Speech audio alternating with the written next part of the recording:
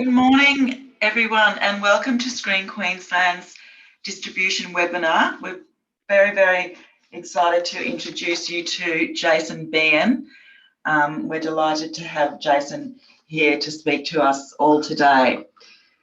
Jason's a senior acquisition, distribution and content professional with extensive experience in strategy, leadership, negotiation, business building and content management through acquisition, development and curation. Jason's content, has worked in the acquisition and distribution area for, over 20 years, and he counts among some of the highlights in that time to include the feature documentary by Chris Sanders, Slim and I, another feature documentary, Brock Over the Top, produced by our own Queensland's own Veronica Fury, and directed also by Queenslander Chris Stenders. H is for Happiness, a family feature film by Julie Ryan and directed by John Sheedy, and Jimmy Barnes, Working Class Boy. They're just to name a very few, and our focus there is on the Australian content that Jason's worked with. But without further ado, hand you over to Jason. Thanks so much, Jason, for joining us today. Thanks, Naomi. Well, lovely to be here, and thank you, Screen Queensland, for the opportunity to talk about distribution and have the opportunity to hopefully have a Q&A, with some of you joining in. Feel free to use the Q&A function on the webinar to send through any questions you have along the way. Happy to talk to those when they become topical, like while I'm talking about current features and things like that. Really hoping for this to be interactive. If not, save it for the end and we'll have a chat. So without further ado, I will share my screen if I can do this correctly. And there we go. Look, so far so good. This is brilliant. So really what we're talking about today is, what was first the idea of the audience in the context of distribution, finding distribution for your projects, and what I'd like to really start with is really what is distribution?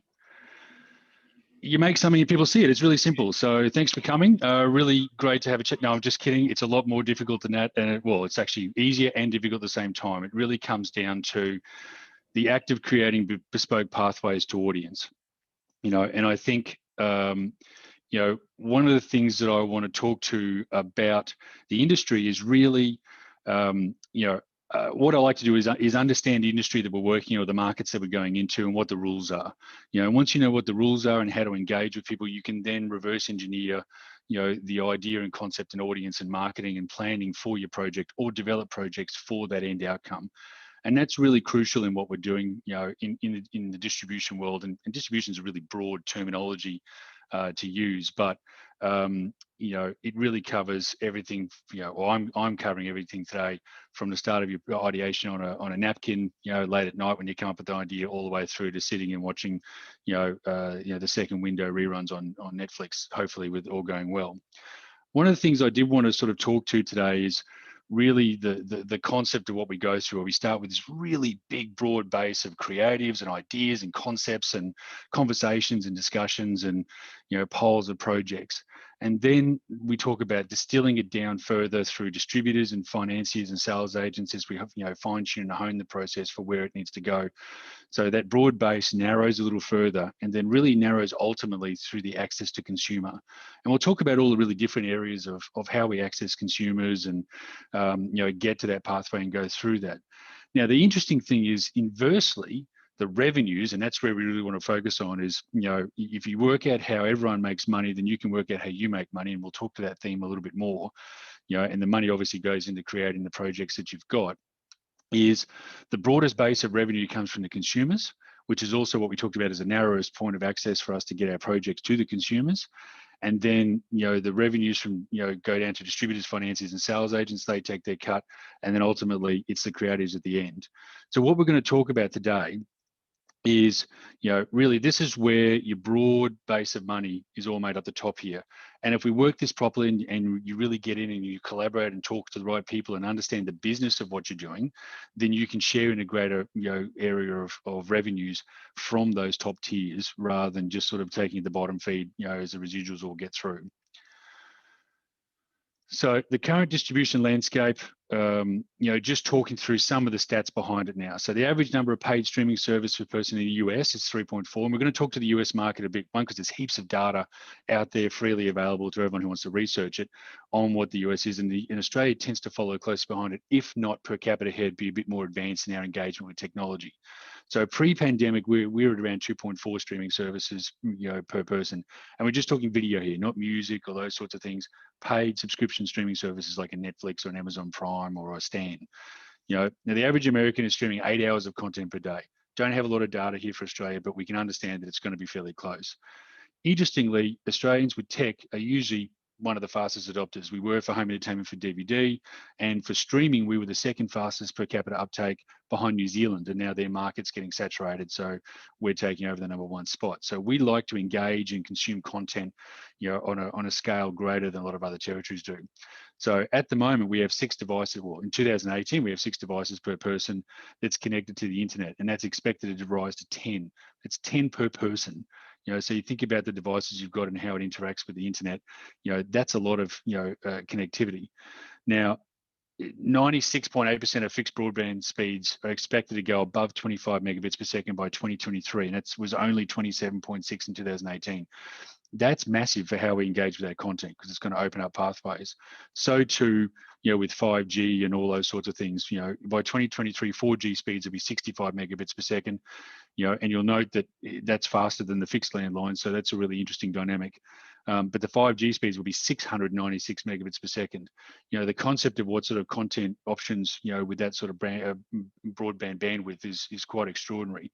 But it'll only be on about 10% of devices by that time. But obviously, you can see the growth there and the pathways for distribution of content to your broad market. It's widely considered to be the toughest time to fund and pitch a project at the moment, while simultaneously being the time with the most distribution opportunities and the largest pool of investment. So that probably sounds like it's a little bit confusing, but what it means is there's enormous opportunity for you if you find out the right way to work with the industry and the market to get your project there. It's also never been more easier to distribute your content than ever before. We now talk about distributing direct, through certain platforms, and we'll talk to those, shortly, to the global audience. And there's 7 billion people on Earth. So even if you're going for the target of a niche of a niche of a niche, you're hitting a huge audience base if you can find them and know who your audience is and know how to reach them properly. And that opens up enormous opportunities that up until probably 5 to 8 years ago weren't really possible. You had to go through more traditional pathways. And then there's never been more content available. That's the other thing. Even if we just look at US produced scripted shows, there were 532 new shows made in 2019. That dipped a little bit in 2020, down to about 400 and something because of COVID related production delays. But that's up from 216 shows in 2010. So in a space of 10 years, we doubled the number of shows just being made in North America. That doesn't take into account other, really dominant areas like Europe and India, making their content as well. So we're seeing huge amounts of content coming through. And the minimum number of hours for a streaming service to appear to have a good catalog is 10,000 hours. So when you go on to the Netflixes and Disneys and Stans and Amazons and that sort of stuff, and you start to go, oh, there's nothing here to watch, there's a lot there to watch. In fact, there's probably the sum total of all the things that old people like me used to have available to us, in our youth on one platform. And another thing to just blow your mind is that YouTube receives 30,000 hours of content per hour, every hour of every day. So cut through and clutter and working out what your content is and how to cut through those things is really important. So the other thing to factor in is that the pandemic is expected to impact traditional distribution for another 2 years at least, and that's related to travel and those sorts of things. Now that might seem like it's a problem, but it's actually a huge opportunity because it throws everything into a disarray. Theatrical windows are changed. People are staying home and nesting. When I say nesting, they're improving their homes. Harvey Norman's results were massive because everyone was going and buying more couches and bigger TVs and all those sorts of things during the pandemic because they realized that they can't go to Bali anymore, or they can't go overseas, they can't do the things they normally do, so they're making their homes more comfortable, more interesting, and where their entertainment is going to come from. And that again offers huge opportunities because it changes the way people are going to interact with their content through smart TVs and set-top boxes and all sorts of wonderful things along the way. So it might seem like it presents challenges, but it also presents enormous opportunities as well, which is really exciting. So one of the things that I really want to talk to today is, why does a piece of content resonate with an audience, or more importantly, why didn't it? So I spend a lot of my time looking at, I don't necessarily get a chance to watch all the shows because as I said, there's just too many shows to watch. But what I like to do is understand why some things work. So, if we talk to, the Rotten Tomatoes here, where we're looking right now, and we might skip ahead to just focus on the features, is if we look at the ratings for things like, on Rotten Tomatoes using a ubiquitous site, we see things like, easy wins like Nomadland and The Father coming in at 94 and 98%. They're kind of easy interactions. You can see them. They're very well made. They've got great talent, those sort of things. But then we're going to have a look at the commercial successes of things. And box office is a bit dicey to use at the moment because it's COVID impacted, and we're using US box office, and, they're obviously in a state of more distress and closures and restrictions. So it's a bit hard to argue. Plus you've got day and date simultaneous releases with Godzilla and, Mortal Kombat and those sort of things. But Mortal Kombat's still the number 4 film, in box office for 2021, and yet the rating for it is 55%. So you have to ask yourself, if it's that successful but that rating is very low, why is it low? Why did the audience, choose to go, oh, that's no good, but clearly they went and saw it. The other thing is it did very well, even though it was R-rated in Australia. In fact, it was a really hard R-rated, which then is usually, a fatal effort, and pun intended, for Mortal Kombat, to put a film that's R-rated into cinemas, because you reduce all of your under 18 audience who generally like to go to these things. So we look at these things and we try to understand, along the way, why some films didn't work. Was it the audience? Was it the acting? Was it, Mortal Kombat might have had a broad overall, 55%, but actually its core audience from its legacy IP through the video games, were treated to a real treat because they made it R-rated, and they made it relatable to the people who played the video games. So therefore, they're the ones that went and spent the money. But the general population kind of went, I don't get it, I don't understand it. It's only worth 55% to me. Same too for things like Nomadland and The Father, which we have to take a little bit in context because box office isn't there, and streaming options are a better, source at some time for some films. But those films don't feature in our top domestic box office for the US. So very high audience ratings, and and a lot of people finding great joy in that content, but not necessarily translating to a financial success. So, and then we have to understand, and ask ourselves, why have we got such a great piece of content in No Man's Land or The Father, but we haven't seen it, translate to the commercial successes that we would expect from other films. And they're the sort of questions that we really got to ask ourselves when we're going through our projects and we're looking at something and we go, oh, that was a terrible whatever, and you go, well, hang on a minute. If it was terrible, why is it here? Why is it doing well? What do people want to see in their content? Why is this popular? So too, if we go and have a look at TV, and TV is where the streaming world is at the moment. So we've got a little bit more, apples for apples comparison. So, we see some easy to understand scores like Mayor of Easttown and Underground Railroad, and we can simply pass these scores off as being due to powerful or real dramas, which are easy for people to engage with. And Mayor of Easttown, in terms of its, aesthetics, it makes it look real and accessible. Plus, it's crime and drama, and people really get into those things. And the Underground Railroad is based on a true story, so there's some authenticity that instantly, leans the audience into that sort of content. So they're relatively easy to understand. But if we go and have a look at something like Jupiter's Legacy with 37%, and then we compare it to another superhero type concept, which is an animation, which is Invincible, which is on Amazon Prime at 98%. We start to go, well, hang on a minute, the audiences here are relatively same. What are they seeing in Invincible as a cartoon, to put it, crudely, to Jupiter's Legacy, which has a pretty all-star cast? How did one achieve such a great result, but the other one not quite get to where it needs to be?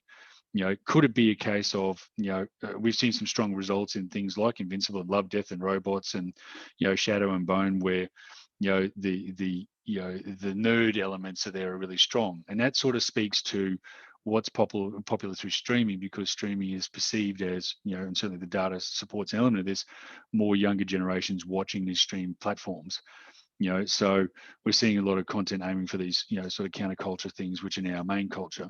And certainly if we have a look at the United States TV demand, and this is a metric used by not necessarily having ratings, but more along the lines of having a lot of online measurements that Parrot Analytics, which is a really great resource to go and have a look at, is measuring demand. So they're saying that in the US, Saturday Night Live, which was the episode that Elon Musk went on to, so again, Nerds Unite, coming together, had a 74 times normal demand for a show. And we're seeing that with things like anime, My Hero Academia, Attack on Titan, even The Mandalorian and Star Wars Clone Wars, that the nerds are coming, coming through, which is great, finally. Particularly from my childhood, there's a few people that owe me some apologies for being 25 years ahead of my time. The other thing to consider when we talk about audience scores and, elements of engagement is that there's just so much content now that people don't have the opportunity. If we go back to where that data was, in 2010, where there was only 200 and something shows, coming out of the US, they were probably coming out weekly as well. The streaming boom sort of happened in 2013, so they were still going through more traditional pathways like pay and free TV. And people were having an opportunity to watch an episode one week, let it gestate for a week, talk to their friends about it. It became appointment type viewing, watch the next episode. And that's where you saw the opportunity for shows like The Office and those sort of things to build up their audiences, and also to find their identity, and we'll talk to those elements a little bit before, because they had time to understand who their audiences were and what the strengths of the show were. Now if we really want to show, I'll show this data, and this looks overwhelming when you have a look at it, but don't necessarily look at the individual data. What we're looking at here is it's a heat map. So the darker the colors represent the more shows that a service or a broadcaster are commissioning. So obviously Netflix is up the top there. And if you look at that number, 325 new commissions from Netflix in 2020, absolutely unbelievable. Almost a new show a day being released. And then you go back to 2010, which is obviously zero, where they didn't have anything until they really got into, like I said, the start of the streaming thing in 2013, which was when, Netflix and Amazon and Hulu started to really, get into their business. But we see on the left-hand side some really dark colors towards the more traditional broadcasters like Discovery and, HGTV, Food Network, TLC. Those are lightening over time as the audiences transition from one market to another. And we're seeing the rise of different platforms and where they go. But there's no doubt that the right-hand side is a lot darker than the left-hand side, which correlates with our data before, with the 532 shows in 2019 versus the 216.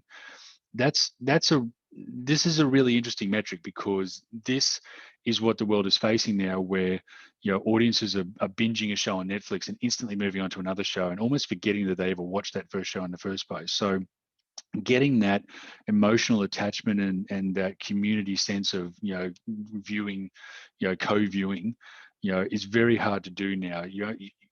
We see elements of it with certain shows like Shadow and Bone that came out because they had huge followings with the books, that whole community engaged with that show instantaneously because they were just waiting on it, and to their credit, they made a good show, which really rewarded the audience. It had authenticity for the original fans, and it'll be interesting to see whether they can retain it, because now everyone's watched it in 1 week or a day, as my daughter's case, and then they have to wait a year for the next show to come along. They don't get that painful, slow drip of doing an episode a week and spreading it over 20 or so weeks, where they build up this emotional attachment to the content.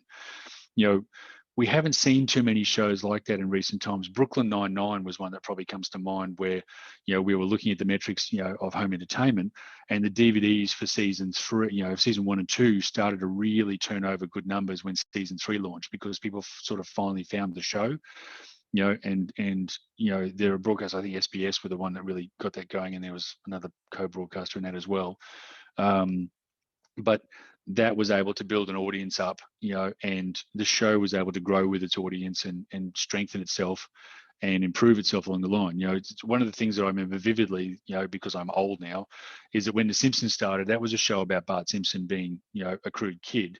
And over the next couple of seasons, quite quickly, it turned into Homer's show. because The Simpsons recognised where the audience were leaning to, and that it became a co-viewing event, fun for the whole family, and the show kind of took off from there. So the curiosity now is, do you get the data along the way, and can you alter a show that way with emotional buy-in, or do people simply move on? It's also interesting that we're seeing that despite 500 and something shows and 325 shows on Netflix, that when a show like The Office or Friends or Seinfeld or Big Bang Theory becomes available, the bidding wars are unbelievable, and streaming players are paying several $100 million for those rights, because everyone wants to go back to the things they know and love, because they got to have that engagement in a relatively uncluttered environment. So it stands to reason, that there will be shows that come along like that in the future. But what will they look like? How will they be perceived, and how will they be distributed? So I think that leads us into why, who watch things, what age groups, genders, communities, those sorts of things. One of the things that I spend a lot of time in is when I look at a show and I say, okay, well, that show worked really well, had a lot of great views. Why did it have the views? Who watched it? Where were the people coming from?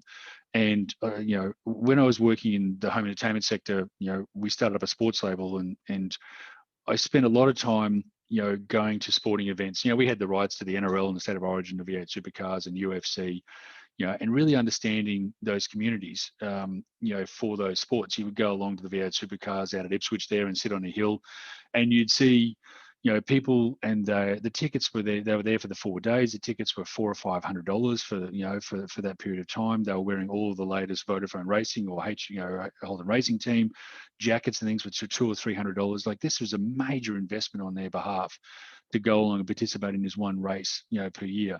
And the idea is to go and understand and sit amongst them and try to understand why that they're expending so much on one particular event,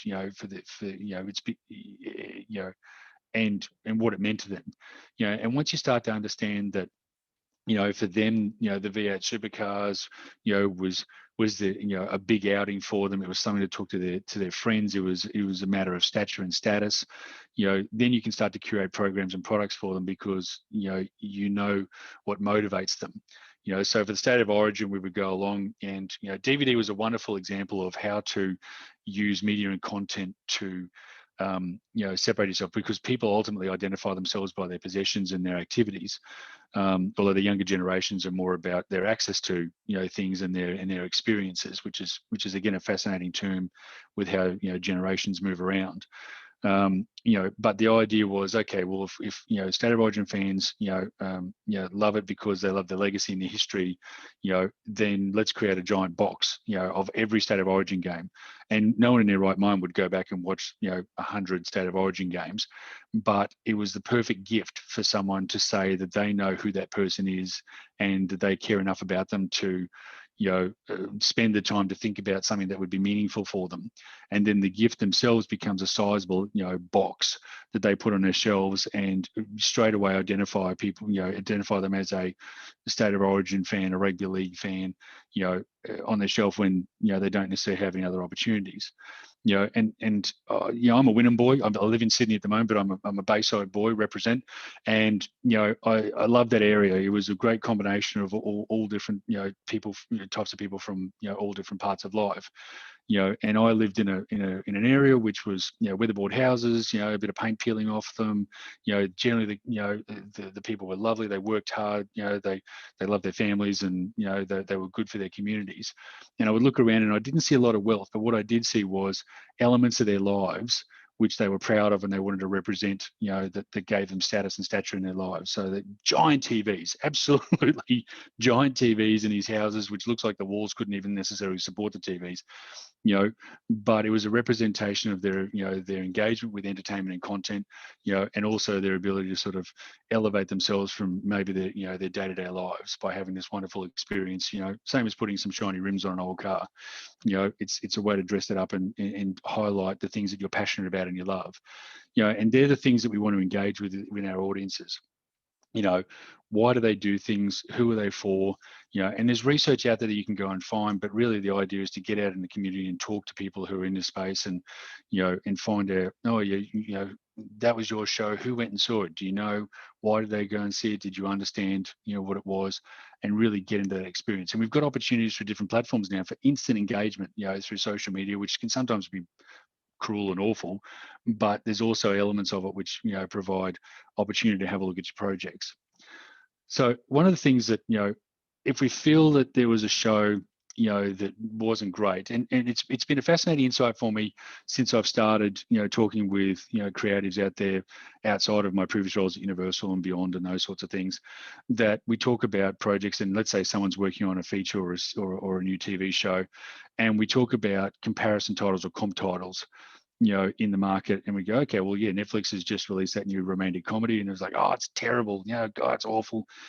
And there's not really ever a recognition of the fact that somebody, even though you might think that that particular piece of content was not great, but somebody's had it made, somebody had it funded, somebody saw something in it enough to give that person the money to make their project along the way.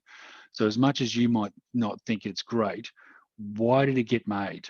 And it became particularly interesting because I was talking to people who were dealing with similar genre pieces of content that are now in their 4th, 5th, 6th year of development, and they're still there developing their project while looking at other projects going, oh, it's terrible and mine's going to be great. But they were still working on theirs, and they weren't stopping to think about how did that person or people get their project up and commissioned and produced and seen. They're the real fascinating things. What am I doing with my project that I could do differently or better, that someone else is doing along the way? They're the questions we have to ask ourselves. What was it that when Netflix commissioned that piece of content, or Amazon or Stan, what was it about it that they saw that worked really well? And a really great example for this is the Adam Sandler movies, on Netflix. When Netflix gave Adam Sandler an output deal for 4 or 6 movies, everyone's like, oh no, it's awful. But Adam Sandler's movies deals have been renewed multiple times by Netflix, and some of them are the highest viewed movies on Netflix ever.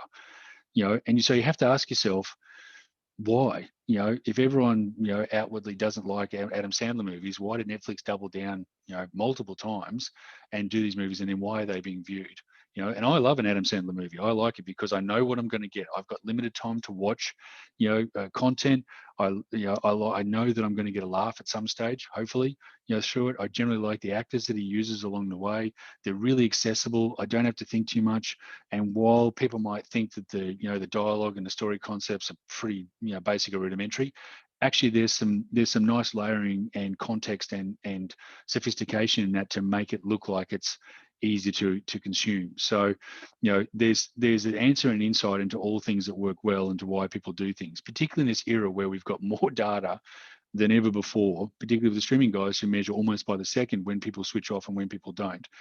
And why they watch things and where they come from and their background and what else they're watching. It's a fascinating insight. So they're the questions that we should always ask ourselves about everything that's around us. Is not just sitting back and watching the movie or really checking out how the movie's made or the TV series is shot or how the acting's done or what the writing is like. Is I wonder what process they went through before they got the commission or the the green light to be able to make this show. What did they have to take on? Who do they have to partner with? What do they have to learn? All those sort of elements along the way. A fascinating sort of thing, and one that's sometimes difficult to ascertain because some things just work for no apparent reason, and other things don't work for no apparent reason. But there's always something there that eventually will come out. So if we have a quick look, now that we've got that thought process in our mind of the context of how we're looking at, content and, where it's going to go, let's have a look at the who, and I've broken this down into several areas, and don't really worry about trying to record it all down or write anything down because we're going to go into each individual one at the moment. But the real key is you determine where your content should go or what content to develop is understanding the destination and what they want. So who's it for? What are they like? What sort of budgets do they go for? Because if you understand how they make their money, then you'll understand how to make yours and build content for them. So we'll take a step back. When I started in industry in 2000, which I'm sure some of you weren't even born yet, it was a really simple time. Film went through a fairly standard windowing process. There was theatrical. Then I didn't put it in here because it's kind of basic, but there was a little bit of hotel, motel. Remember when you had to go and rent a movie in a hotel, with a bad remote through bad TV and it was $25 and the experience was terrible. There was also airline sales along the way within the windows between theatrical and physical media. And when I say physical media, I mean home entertainment, so VHS or DVD. And then it went to its pay TV window, and then it went to its free-to-air window, and then that was kind of it. You got some reissues, DVDs kept selling, and that was kind of it. TV was even more simple. It went to pay TV or it went to free TV. Very rarely did it go to both, And then if you were lucky, you got a home entertainment window after that if it was the right program. And that was a sum total of the distribution complexity. The contracts were really simple. There was 4 or 5 rights. They were really easily defined. Jump forward to 2021, and you can basically choose however pathway you want. Again, don't try and read too closely into the slide. It's just a brief example of how things could happen. But fundamentally, the windows are everywhere. We're seeing, Mortal Kombat in Australia was at the cinemas for, I think, 20 something days, and then it'll go to potentially a premium VOD because we don't have HBO Max. But if you're in the US and you had HBO Max, it would have been available day and date for $20 to go and see the cinemas or watch at home. Then you've got others where you have a 19-day window before it goes to PVOD, before it then goes to home entertainment. Or you go streaming, acquires it first and you get first window. And then, like Disney did here with Ray and the Dragon, it goes to cinemas later because the cinemas want it. So it's really all over the place at the moment. And, a lot of people are waiting for that to settle down because of, COVID's going to settle down and things are going to get back to normal, but they won't, because what we've now entered into is a period of opportunity, for content to be available at different times and much more flexibility for consumers to access content. So there's a bit of disruption along the way. There's a little bit of agitation. There's a little bit of unrest, because certainly things like cinemas, their models have been challenged, terribly, and also they've had a period of being locked down and not being able to release content, and also we've spent a year training people, in viewing things in a different way. So if we look at theatrical, when I talk about that, it's event, village, Hoyts, independent cinemas, all those sorts of things, going and paying a movie to go to the movies. And then you've got another which we bury in theatrical called non-theatrical, which generally relates to public exhibition, not through a cinema. So that's things like in libraries or educational institutions, and even so far as cruise ships and oil rigs and those sort of things. They're under a different right structure to how we normally go. And if we just have a quick look at the Australian cinema snapshot, last year, not a great example, only $400 million at the box office. The year before that, 1.23 billion, just to give you an idea of where we came from before. And Oz films last year were $40 million, and I think they're $22.6 million this year, last year. And that was because our production for films was relatively unhindered, so we could release a lot more Australian films locally than we could before. Now, one of the really important things to note is that there was 351 films released in 2020. That seems like a lot, and remember, they only ever come out on Thursday, so you don't get daily releases, you get weekly releases, and if we look at it, there's only 2,241 screens in Australia, and they can only generally run 5 sessions a day. So at best, there's 10,000 sessions a day, running in Australia, so 70,000 sessions a week, that you can monetize. That's your capacity, that's your shelf space, for cinema, for screens. So if you've got 351 movies coming out a week, what's that? That's like 30 movies a month. Anyway, it's a lot. 6 films a week. So the year before that, though, there were 600 plus movies coming out in 2019, which means that you were dealing with about 12 movies a week to release. That's a very, very crowded market space. And we go back to our 70,000 sessions a week. You've got 600 movies, 12 movies a week coming out, and each session probably averages, $200 or $300, and your average, a good screen average for a film release is probably $3,000 or $4,000 over a weekend, and that's per screen, not per session. So, it's a very difficult market. It's a very expensive market, but there's sort of the stats that we're talking about in the Australian cinema, industry. Here's a 37-year average of where the movies come from in Australia. So US is by far, the yellow is a terrible color. I think that says 40-something percent, 49%. But that's where most of our content comes from, from the US market. The big films last year, Jumanji, obviously COVID affected, $28 million, and the big Australian film was The Invisible Man. In 2019, that was different. It had Avengers Endgame, which is $84 million, which is one of the biggest films of all time. Not the biggest, but one of the biggest. And Ride Like a Girl was a great result with $11.7 million. Now, what I might do, just go back, there was a piece of information on here, was that the top 10 films in 2020 were 42% of the box office. So 42% of all money made last year, and this is not indicative of COVID, this is a regular year, comes from 10 movies out of, 300 and something last year and 600 the year before. So really mindful of where the concentration for cinemas, want their titles.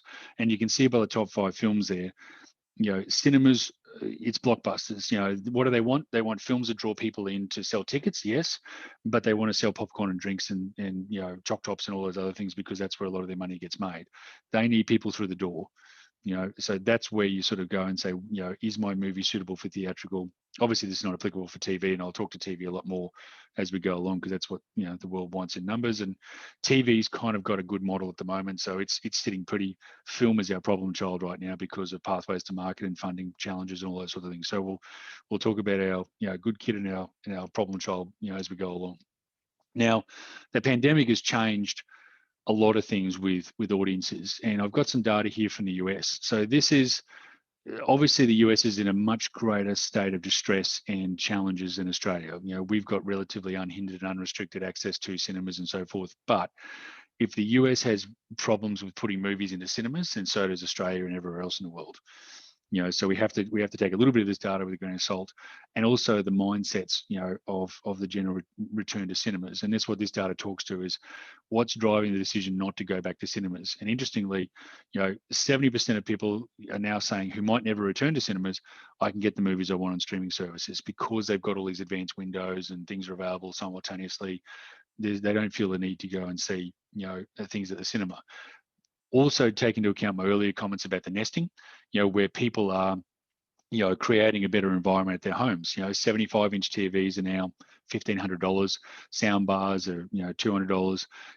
That's a trip overseas, potentially, to what people are doing. So instead of that, which they've not been able to do, they've got a big TV and a better sound system and a nicer couch.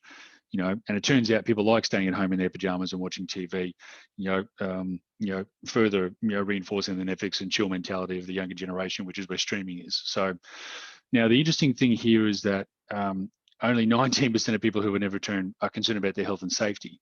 So more people are favouring just being comfortable in their home over potentially getting sick or dying going to a cinema. So just something to reflect there on the American audiences, but certainly something to contest here, because the Australian box office, when we've had a big movie, hasn't gone back to the way it was before. People aren't rushing back to the cinemas the way that everyone thought they would. Even more interesting is when in the US they did the data analysis on the next wave of blockbusters coming through, with things like A Quiet Place, which opens up on Thursday this week in Australia, that 55% of the audience want to watch in a cinema, but that means 45% want to watch that at home now. And you go through, and if you have a look at, everything but the most enormous blockbusters like F9, which had a massive opening in China over the weekend, which everyone was cheering about, but you've also got Black Widow and Suicide Squad and Shang-Chi as your Marvel superhero super draws.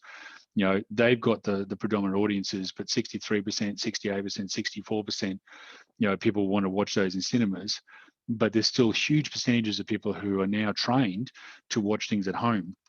The other interesting part of the data that's not shown here is that they've started to do behavioural studies about, what the impact of, forcing people to stay at home and watch their content at home, particularly feature films, is. And people are having a lot of trouble with their attention spans, because while they're at home, they're able to play with their phones, talk to their partners, go and get something to eat, go to the bathroom, wander around, come back to it. So you're losing the linear experience of watching, say, a long episode of TV or a feature film in particular, because people are distracted. And the idea of going back into a cinema and not being able to play with your phone or wander around or talk or those sorts of things is proving to be problematic in the behavioural studies that they're looking at, that people have just lost that attention span to sit somewhere for 2+ hours and engage with a single piece of content and immerse themselves in it from start to finish. And this data that I've talked to in people in our community, in the production and, producer and creative community, people are going, oh no, that's not the case. I can't wait to go back to the cinemas, and I've got to watch it from start to finish, otherwise you don't get that full experience. However, and I talk to this a lot, particularly when I go to things like Screen Forever, ARDC, the people in those rooms and those conferences when we used to do things together in rooms and conferences, they're not really our audience, and I just go back to that part about who our audience is and where they are. Very rarely are we making things for the people in the producing creative community, which is ironic because that's what we tend to do a lot. We make things for each other, but we ignore who the actual people are that are going to watch the content. So we have to take into consideration that, the people in the suburbs, who are our audience, which is 70 or 80% of the entire Australian population or the world population, this is what they're feeling. This is what they want to do. This is how they want to engage with their content, and that our own personal experience, our own barbecue research, which is usually within our own circle of friends who are all like-minded, is not necessarily the indicator that we should be using for what the next stages are, the return to normal. We should be looking out, and seeing what everyone's doing and taking these things into consideration, going, could this be the case?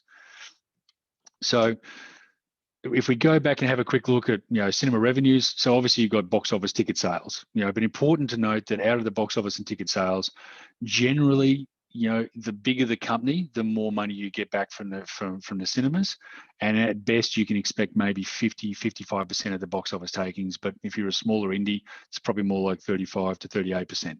So if something does $1 million, you're only getting $380,000. And that's the money back to the distributor. Remember, that's not the money back to you.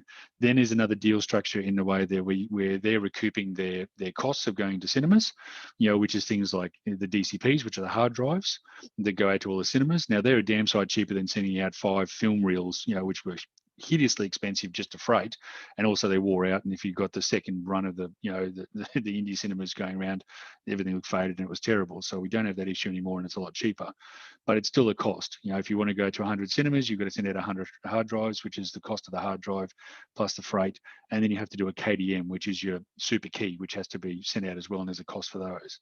So there's costs for just physically getting your movie out to that and putting it on DCP, plus you've got the marketing costs. And this is one that, is just a massive prohibitive barrier to it because of the world that we live in. And I remember, being in Universal and listening in on the theatrical P&A discussions, and P&A standing for prints and advertising, and old terminology still used today, prints being the DCPs we talked about and advertising being all the advertising, that our guys were marketing a film out to the market. And for big blockbuster films, it's not uncommon to spend several $1 million in marketing costs. Huge expenses. And if we throw ourselves back to what the revenue split was, and let's say we get 50% because we're a big studio and we're powerful and we can, and we get a movie that does $6 million, we're only getting $3 million for it. But if we spent $2 million in P&A, we've only made $1 million on that movie despite it making $6 million. So we have to just keep that in our mindset. That we're going out, we're launching a movie. And keep in mind, in 2019, you had 12 movies a week coming out, plus you had the 12 movies before, plus you had the 12 movies before that. So in general, you've probably got 2 or 3 weeks of legacy movies still firing, plus your movies coming out. So you're dealing with anywhere between 15 and 20 movies still at their peak when yours lands.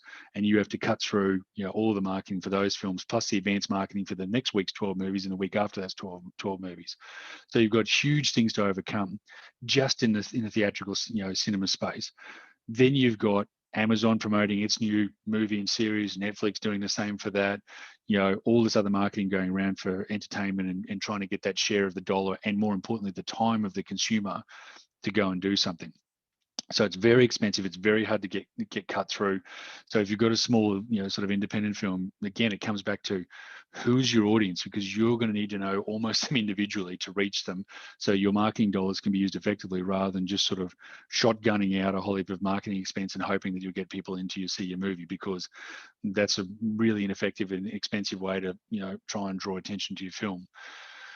So you've got those costs, related to it. It's very expensive for the cinemas, for the cinemas and for the distributors, and then for the filmmakers to kind of go along that way. It's a very scientific process now about how to get into it, and it's about timing and finding it. And you could do everything right, and then there's really good weather or there's really bad weather, and no one goes to see your movie in New South Wales because there's hail, or a COVID lockdown happens in WA and you lose all of your WA cinemas, or God forbid, Black Widow moves 2 weeks earlier into your slot because you picked that and you thought you had a 2-week window before you were going to lose all your screens and sessions to a big blockbuster movie, and you're wiped out and there's nothing you can do about it. So it's one of those things where you could do everything absolutely right and still not have a great result. But there's a reason why all the studios and everyone are trying to get back into cinemas, because $84 million for Avengers Endgame in box office receipts. That's $40 million back to Disney for that film. On those things. Ride Like a Girl, $11.7 million, which wouldn't have had a massive marketing campaign. It would have been expensive, but it wouldn't have been great. So great margin back there. And The Dry is a really good example. $20 million at the box office. Not a huge amount of marketing there, because it had a great pre-existing premise, it knew who its audience was, and wonderful marketing and release strategy for timing by roadshow. And we didn't have the COVID cluster around it, with all the different movies, kind of eating away at it. So really, really good revenue opportunities and residual opportunities for the distributors to come back to you as the filmmaker on those things when you get it right. But know that it's a hard slog, and you need a lot of things to go well for you in the theatrical space. Pathways, there is a way for you to actually take movies to cinemas yourselves. It's a bit of a challenge, and if we look back at what's working in the cinemas, does your movie compete with the likes of those going in there? And will you get meaningful session times? There's no point if you've got an indie horror movie and you take it to a cinema and they go, yeah, I'll show it to you at 10 a.m. on a Tuesday morning, and that's your one session for the day. Your audience isn't going to the movie at 10 o'clock on a Tuesday. So you've got to work out where it's going to be and get it your own way. One of the best ways is to go and look at the myriad of distributors around. The studios generally don't take anyone else's stuff, on top of their own. So that leaves you with the indies. And we've got some really, really, intelligent and clever and sophisticated indie, theatrical distributors here to use for your project if it's, competitive within their slate and within the market. So, a fascinating business, not relevant to TV, but part of the first windowing strategy for film distribution, unless you get a commission straight up with a streaming or somewhere else. We'll talk quickly about transactional or home entertainment, and everyone kind of goes, what? But it's still a $600 million industry in Australia. That's between what we call transactional or digital, which is iTunes and Google. Things where you actually buy the content and you own them in your digital, libraries, and your physical media like DVD, Blu-ray, and 4K UHD. These generally are still a really good business if you've got the right content, and the content generally comes from things that already have really good awareness. Because believe it or not, when things are really popular and people want to watch them, they buy the DVDs, engage in ownership later on. They want to own that content. That's the connection they have with it. In my old days of Video Easy, again, showing my age, whenever something was on TV the night before, it would rent out the next day. People would come in and go, I missed it, or I didn't want to watch it with ads, or I only saw half of it, and they would want to see the rest of it and engage with it. So, never underestimate the power of people wanting to own things or collect things or put them on the shelves and identify themselves by the things that they love. So it's still a good industry. And if there's opportunity for your content to have a home entertainment, extension and revenue line, go for it. And again, that's going through some of the distributors that I was talking about from the theatrical space, also handling TV and films and those sorts of things. So we've got some really great distributors in the territory that can look at those things. Harder market to get into now because it's only the big end of town with the content, but lucrative still.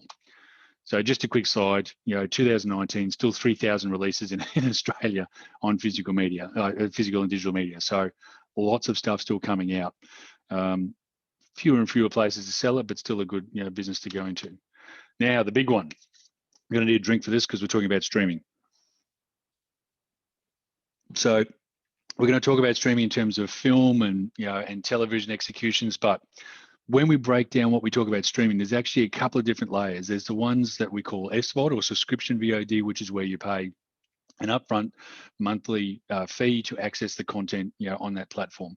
That's your Netflixes and Amazons and Stans. That's the traditional ones. Then you got what we call AVOD or advertising video on demand. YouTube's the biggest example of that one there. That's where your content goes up. You put it up there and hopefully you generate enough views with the advertising around it to generate some income. Then you've got your FVOD, your free VOD. Not a lot of examples for these, but iView, and not iView is the catch-up component because we'll talk to that element later because that falls under a broadcast right, not a streaming right per se. You've got ABC iView commissioning things purely for the iView platform to make available to watch for free. Again, not a lot of those around because where's the revenue pathway? And if they're not making revenue, then they're not passing the revenue back to you. So it's one of those things where you've got lovely government broadcasters doing all sorts of wonderful things for content creators. And then you've got the new one, which is sort of less heard of, which is BVOD, which is broadcast video on demand, which is fundamentally AVOD, advertising video on demand, but for premium content. So it's a separation between your typical, platforms that are AVOD, but it's BVOD, and typically it's attached to broadcasters, like 7, 9, 10. And again, it's separate to catch up, and catch up being a broadcast, right? This is things that are commissioned purely for SBS On Demand or a 9 Now or a 7 Plus or a 10 Play. People who are paying for things to go exclusively up on those platforms that are considered premium. So before we get started, I just want to talk to YouTube, because YouTube's the behemoth here. Even though the revenues for Netflix are slightly bigger than YouTube, YouTube had a 49% growth in their Q4 reportings to $6 billion in advertising revenue. So massive, massive stuff. It has 2 billion logged in monthly users. 74% of adults in the US use it. 77% of 15 to 35-year-olds use it. 80% of US parents, children 11 under say their kids watch YouTube. YouTube is the biggest viewing platform for kids content on the planet by far. And the viewing statistics for the absolute pinnacle of the kids content, like the Ryan reviews and other shows along the way, will blow your mind with how many people are watching those shows, and when you have a look at the money they're generating. So 16.4% of the YouTube site traffic comes from the US. Not a lot. That's like there's another 83%, coming from the rest of the world, which tells you the extent of YouTube's reach. And if you're going to have a look at the top 5 channels for YouTube, 2 of them are now Indian music video channels, just generating billions of views every month. So becoming has been and will be a global phenomenon. But the way it's being used in the other territories, jumping onto it now, is extraordinary. 56% of YouTube users are male. It's the second most visited website on the planet, behind google.com. So the Alphabet, who owns both, obviously owning that space. It's also considered the second most used social platform. Unfortunately, I don't know what the first one is. Probably Facebook. Certainly not Google Plus or Play, whatever that was called.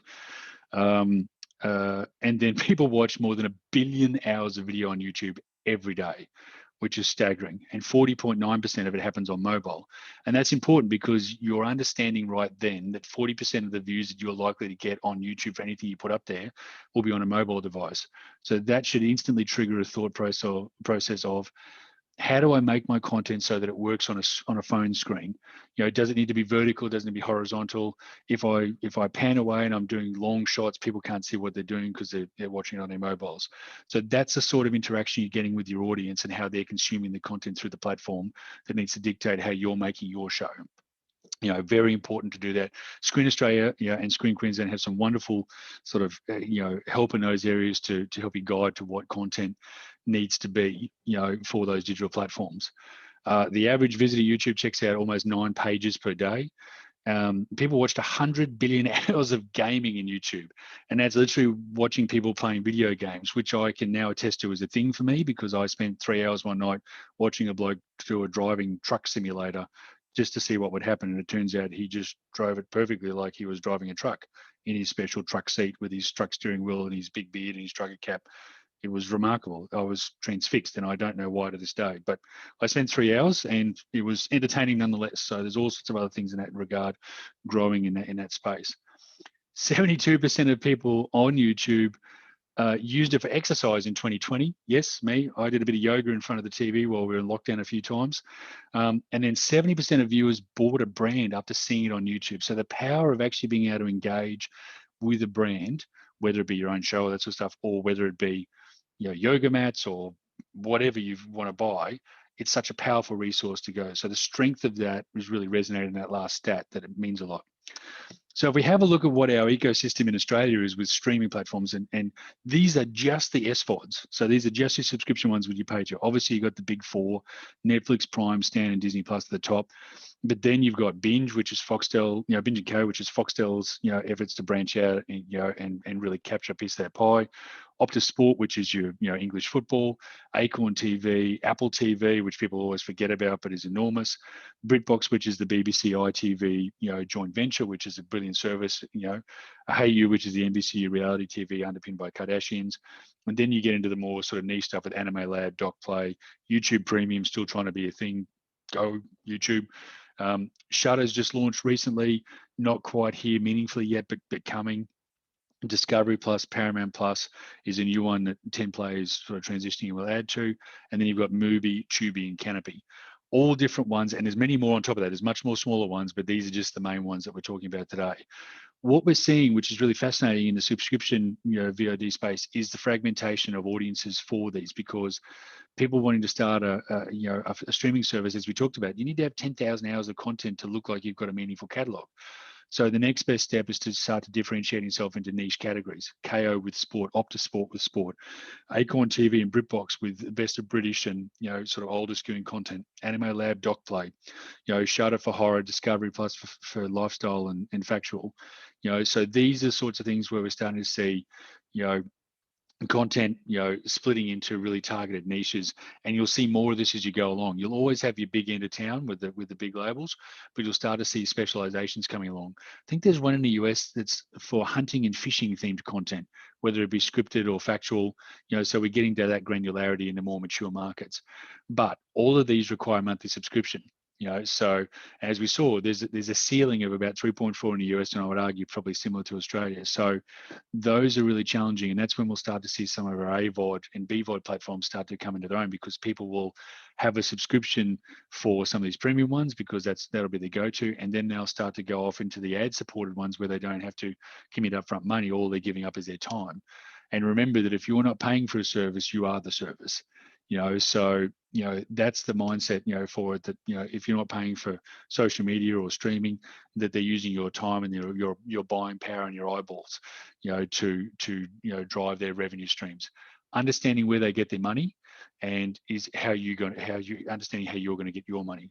Now, the second slide is really interesting, because you've got what we would call non-traditional streaming platforms. And monetization for some of these is a bit sketchy.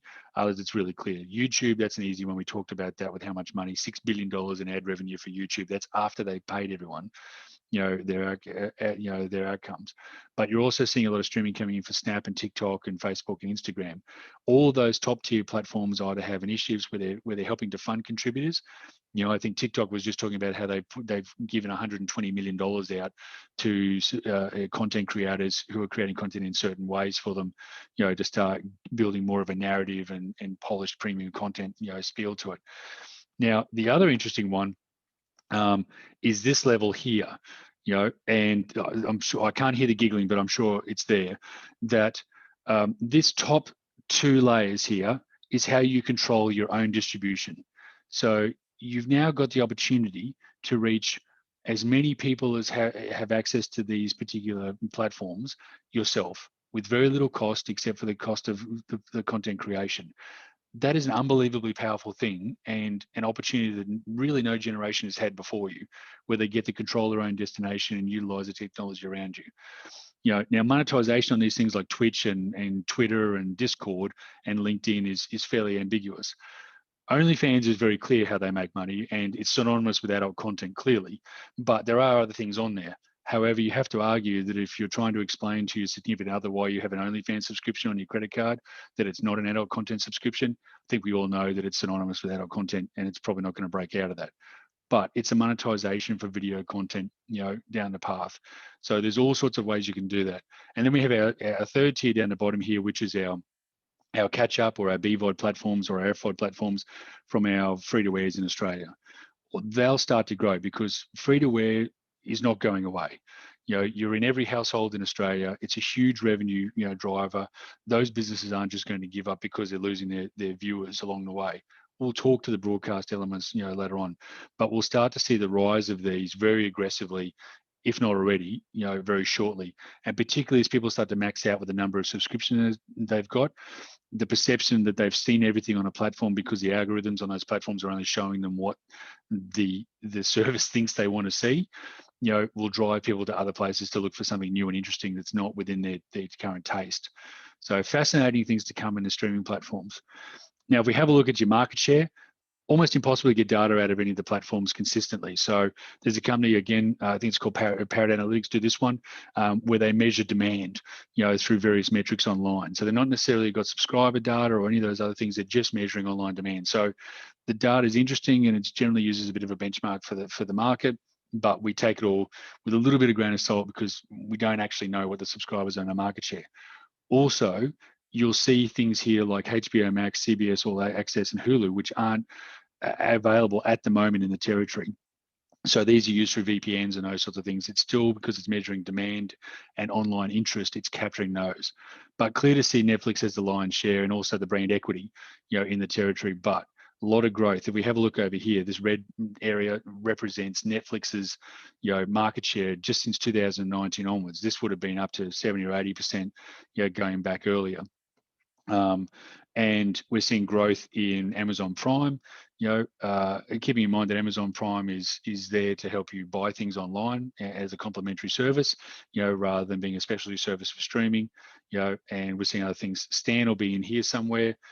So I'm not sure about the representation because Stan's rumored to have 2 million subscribers based on their feedback. So again, we take it all with a grain of salt, but a good idea of where the lay of the land is. Now, the next slide is fascinating because this talks about what they want, or certainly what people are watching. 44.5% of all the content being watched on these streaming platforms in Australia is drama.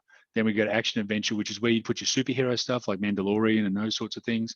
And then you've got your comedy later on, and then all your rest of your programs. Now, interestingly, things like reality, they're going to start to grow because there's such big, draw cards for the broadcasters, and the streamers haven't really got into those things. They haven't really worked out what they're doing apart from Hey You, which is obviously all reality, and you've got Discovery coming online. So you'll see these start to shift fairly soon, but you probably won't ever move too far away from the dominance of these three areas. The children animation is an interesting one. Combined, that's 9%. That's getting up there. And you've got to have elements for those younger audiences for your streaming services to keep everyone happy. Now, the next slide is what we call subgenres, and this is where we start to see the trend of genre splicing. So you've got sci-fi drama, and that's where a lot of the streaming services really want to go. They're taking traditional things, and Bridgerton's an interesting one because Bridgerton is typically a period drama, but it's very modernized, and it's got funky soundtracks and all those sorts of things. So they brought a period drama into a younger demographic and made it accessible. And I think Dickinson's another one. It's a really good example of that as well. Great casting and all those sorts of things. So we're seeing a lot more genre splicing, in the streaming world because the audiences are looking for something new and interesting and different. Warrior Nun, those sort of things. The Mandalorian is largely a sci-fi drama, so you've got those elements along the way. WandaVision, again, action drama, in that particular space. So, they're the sort of things that if you're going down a traditional pathway with your project, is there a new element? Because you have to be competitive with everything else in the marketplace, and just rolling out another drama that's fairly stock standard. What can you do to, what can you add to it? Maybe you've got the ideas already. How can you bring things together to make it more interesting?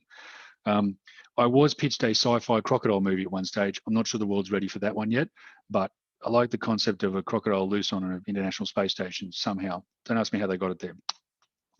So just a quick insight into the top digital original series. Again, we don't have viewership statistics. This is measured by on demand, and we talk about the variation from regular demand for a normal show, and then we talk about so Mandalorian had 26 times the regular demand for a normal show, and we see all the dramas and things. I'm not so sure about the genres for some of these things.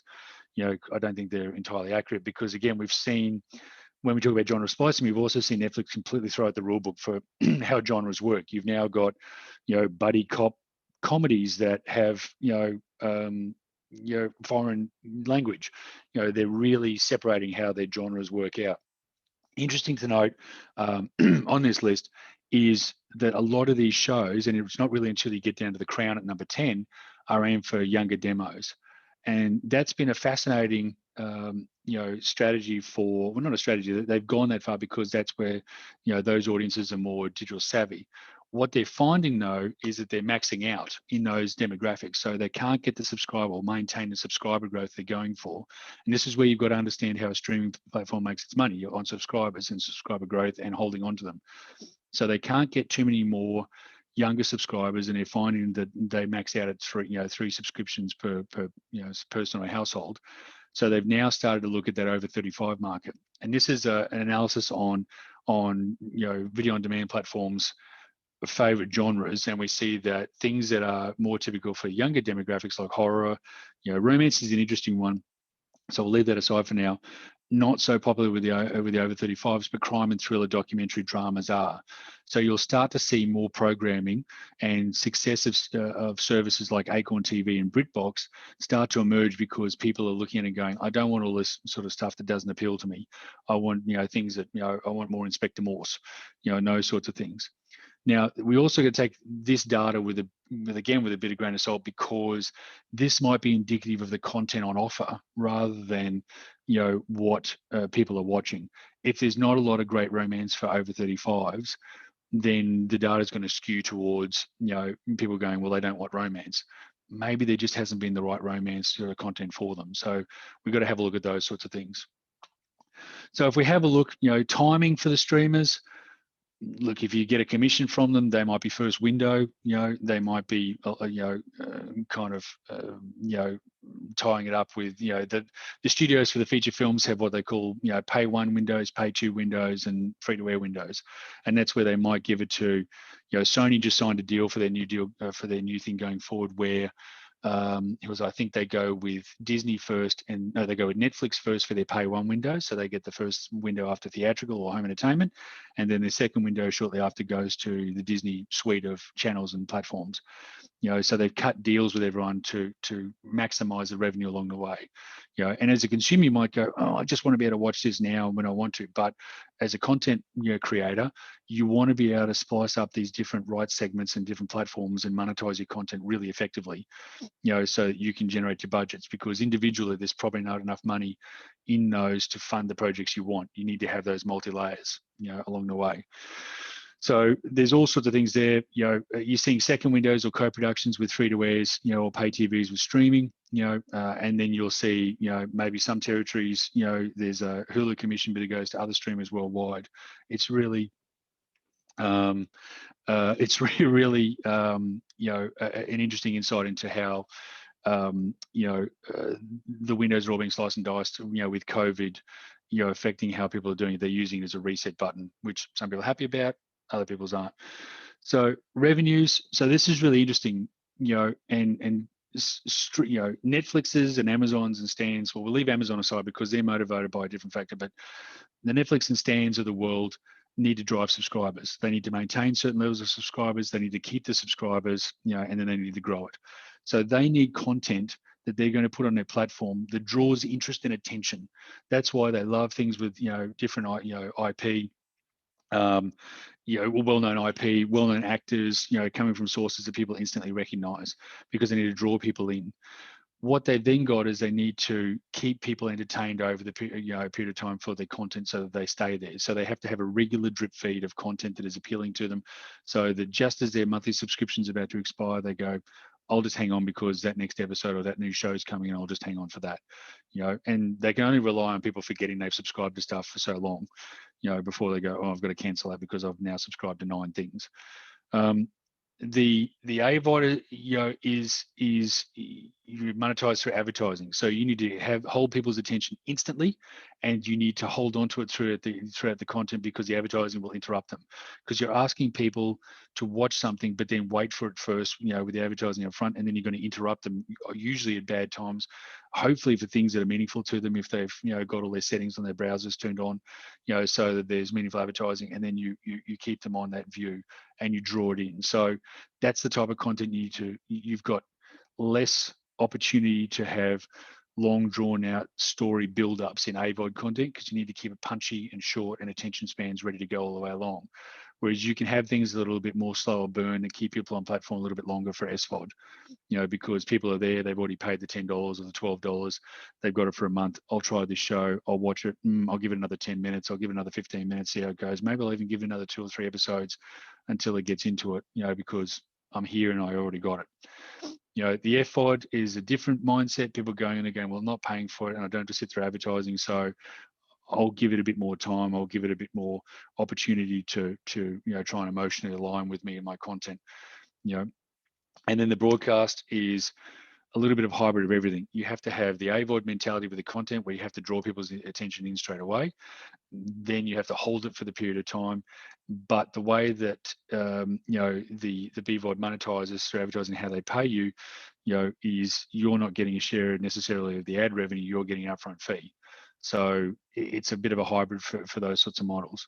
So that takes us back to how you make your money. So on the SVODs, generally you get a fee. So you get hopefully the money to pay for your show from the streaming service, and then that's it. There's generally no residuals, and the deals, because of the competitive advantage that the streaming platforms have at the moment, as in where else are you going to go, and everyone's doing the same sorts of deals, and there's not enough of us now to create a competitive marketplace where we have to compete on our terms, means that you go in and hopefully you get enough to cover the budget plus a margin. That's the ideal. Not always the case, but you've got to be careful. And then you've got to negotiate your terms, because generally the terms of these things are quite long. And so your opportunity to monetize your content, in a meaningful time frame from the time it launches is very difficult. Some are even calling these deals a buyout, even though they only license it for a period of time, because it's for so long that you don't necessarily get a chance to monetize it meaningfully anytime soon. The other thing to consider is you don't get the cash immediately. So when you do a deal with a streaming platform, they might pay you over a period of time. So you've got to cash flow the production budget for that period of time while you get the installments along the way. So something to be mindful of how you get your money. AVOD, it's pay for your production, put it up online, try and generate as many views as you can to get the advertising in, and then hope you get enough views. Now you have to get a lot of views now on YouTube to be able to generate the advertising income that you probably need to cover production. So it's a really challenging thing, which means that leads back to your production. If you understand how you make your money and what you need to do, and you say, I need to get 1 million views to be able to get $10,000, then that's my budget for the show, but I've got to get 1 million views. So your budget for the show is $10,000, and maybe you leave some aside to boost your marketing for it, so you can get it on different front pages and curate your audiences. That's how you monetize your content, and you work out your budgets. And then your FVOD, small fee for content. There's no monetization there, so generally budgets are quite small. And BVOD is usually a fee upfront, buying the content to put on the platform. But because it's a similar model to AVOD, like YouTube, it's driven by advertising, so the budgets aren't there because it's growing. It will be big though. That will be a really interesting market to watch as you go along. And because BVODs are generally geographic centric, like they're only based in Australia, there's an opportunity for more Australian-centric content to go on there, because that will be the differentiator between other platforms. Although Amazon spending $125 million on Australian content changes that dynamic somewhat. If you have a look at the announcement last week. So the other thing to consider along the way for this and everything else is that streaming is the hot market at the moment. So competition is a really, really big deal. And this comes back to our first slide. We talk about a broad base of ideas and producers and content creators. Then it narrows down into your producers and your distributors and your sales agents, and it narrows down to your consumer-facing areas. I had a conversation with some TV producers, very well-known Australian ones, very successful. They came out of their pitch to Netflix at one stage, and George Clooney was in the foyer waiting to pitch his shows. That's the level that you're dealing with at the moment for these streaming platforms. The big entertainers going for you, and that's why I took a selection of these articles that everyone's doing output deals. Apple TV, Peacock, Amazon, everyone, because this is how they're drawing in. So taking your project, if you're haven't got a lot of credits necessarily or none, and you don't have representation to help you work out what your pitch is going to be, you're competing against that end of town. The people who know what they're doing, know what the platforms want, know the level that they want, know what the budgets and all those sort of things. So it's really important then that if you're not in a position to be able to compete on that level, that you work with people who can get you that space. There's nothing wrong with going and taking your idea along to well-established producers or creatives who have these partnerships or have these relationships and saying, hey, what do you think of my idea? Do you think it's appropriate for this platform? What can I do? How do I shape it? What are they looking for? Where does it need to be? Not impossible, just part of that collaboration, which is crucial to the survival of everyone in the industry, that we all work together, find the right people for our projects, continue to develop it, continue to get better at what we do, so that we can become one of these, as we go along. Now, there's a couple of questions there just saying, is the presentation going to be available to download? I think we're saving it, so it's being recorded, so it can be watched later, God forbid anyone wants to go and sit through this again. I'm not sure if the slides will be available for download. I'll have a chat to the Screen Queensland team afterwards about whether that's possible or not. I don't see if there's too much of an issue there. But we'll kick on to broadcast. A lot of people, particularly the younger generation, kind of ignoring the free-to-air broadcast in the territory. Like I said, they're not going away. It's a really good revenue model. It's big business, but what they want and how they do it is very different to what it used to be. So we're talking about the Channel 7s, 9s, 10s, ABCs, Foxtel for pay TV, and then you catch up to all the associated sort of platforms. Let's have a look at what they want. This is the top free-to-air and multi-channel programs for 2020. It's all live, or it's all sport, or it's all reality. There's no dramas. There's nothing in there apart from the multi-channel, which has kids, which has some interesting things in there, but that's about it. That gives you a really good idea of what's driving, the revenues or the content is driving the revenues for the networks. Sport is crucial because they can package up and sell it because they know who the demographics are and they can sell things around that. Remember, the broadcasters are there to everyone's there to make money. Netflix is there for money. Broadcasters are there for money. The business all runs around, revenues and how to generate them. And how the free-to-airs are generating them, thanks to some laws in Australia requiring all major events to be broadcast free-to-air, is going through these live destination appointment viewing events, so they can control when you come in, and what you're selling to them. And the idea that you can reach 3 million people, and this is just capital cities too, by the way, this is not regional. So you add on another 30% for regionals, give or take. On there. But if you want to reach, 4 million people, then the AFL Grand Final, for people like McDonald's and Coke and betting companies or banks, things that need to reach everyone, there's probably no better way to do it if you want to, get your message out there. So they're the elements to it. Now, there's still a market for other content on the platform because they need to keep their audiences when there's not live events around, and they need to keep their brand equity going. But an indicator of what's going on free-to-air.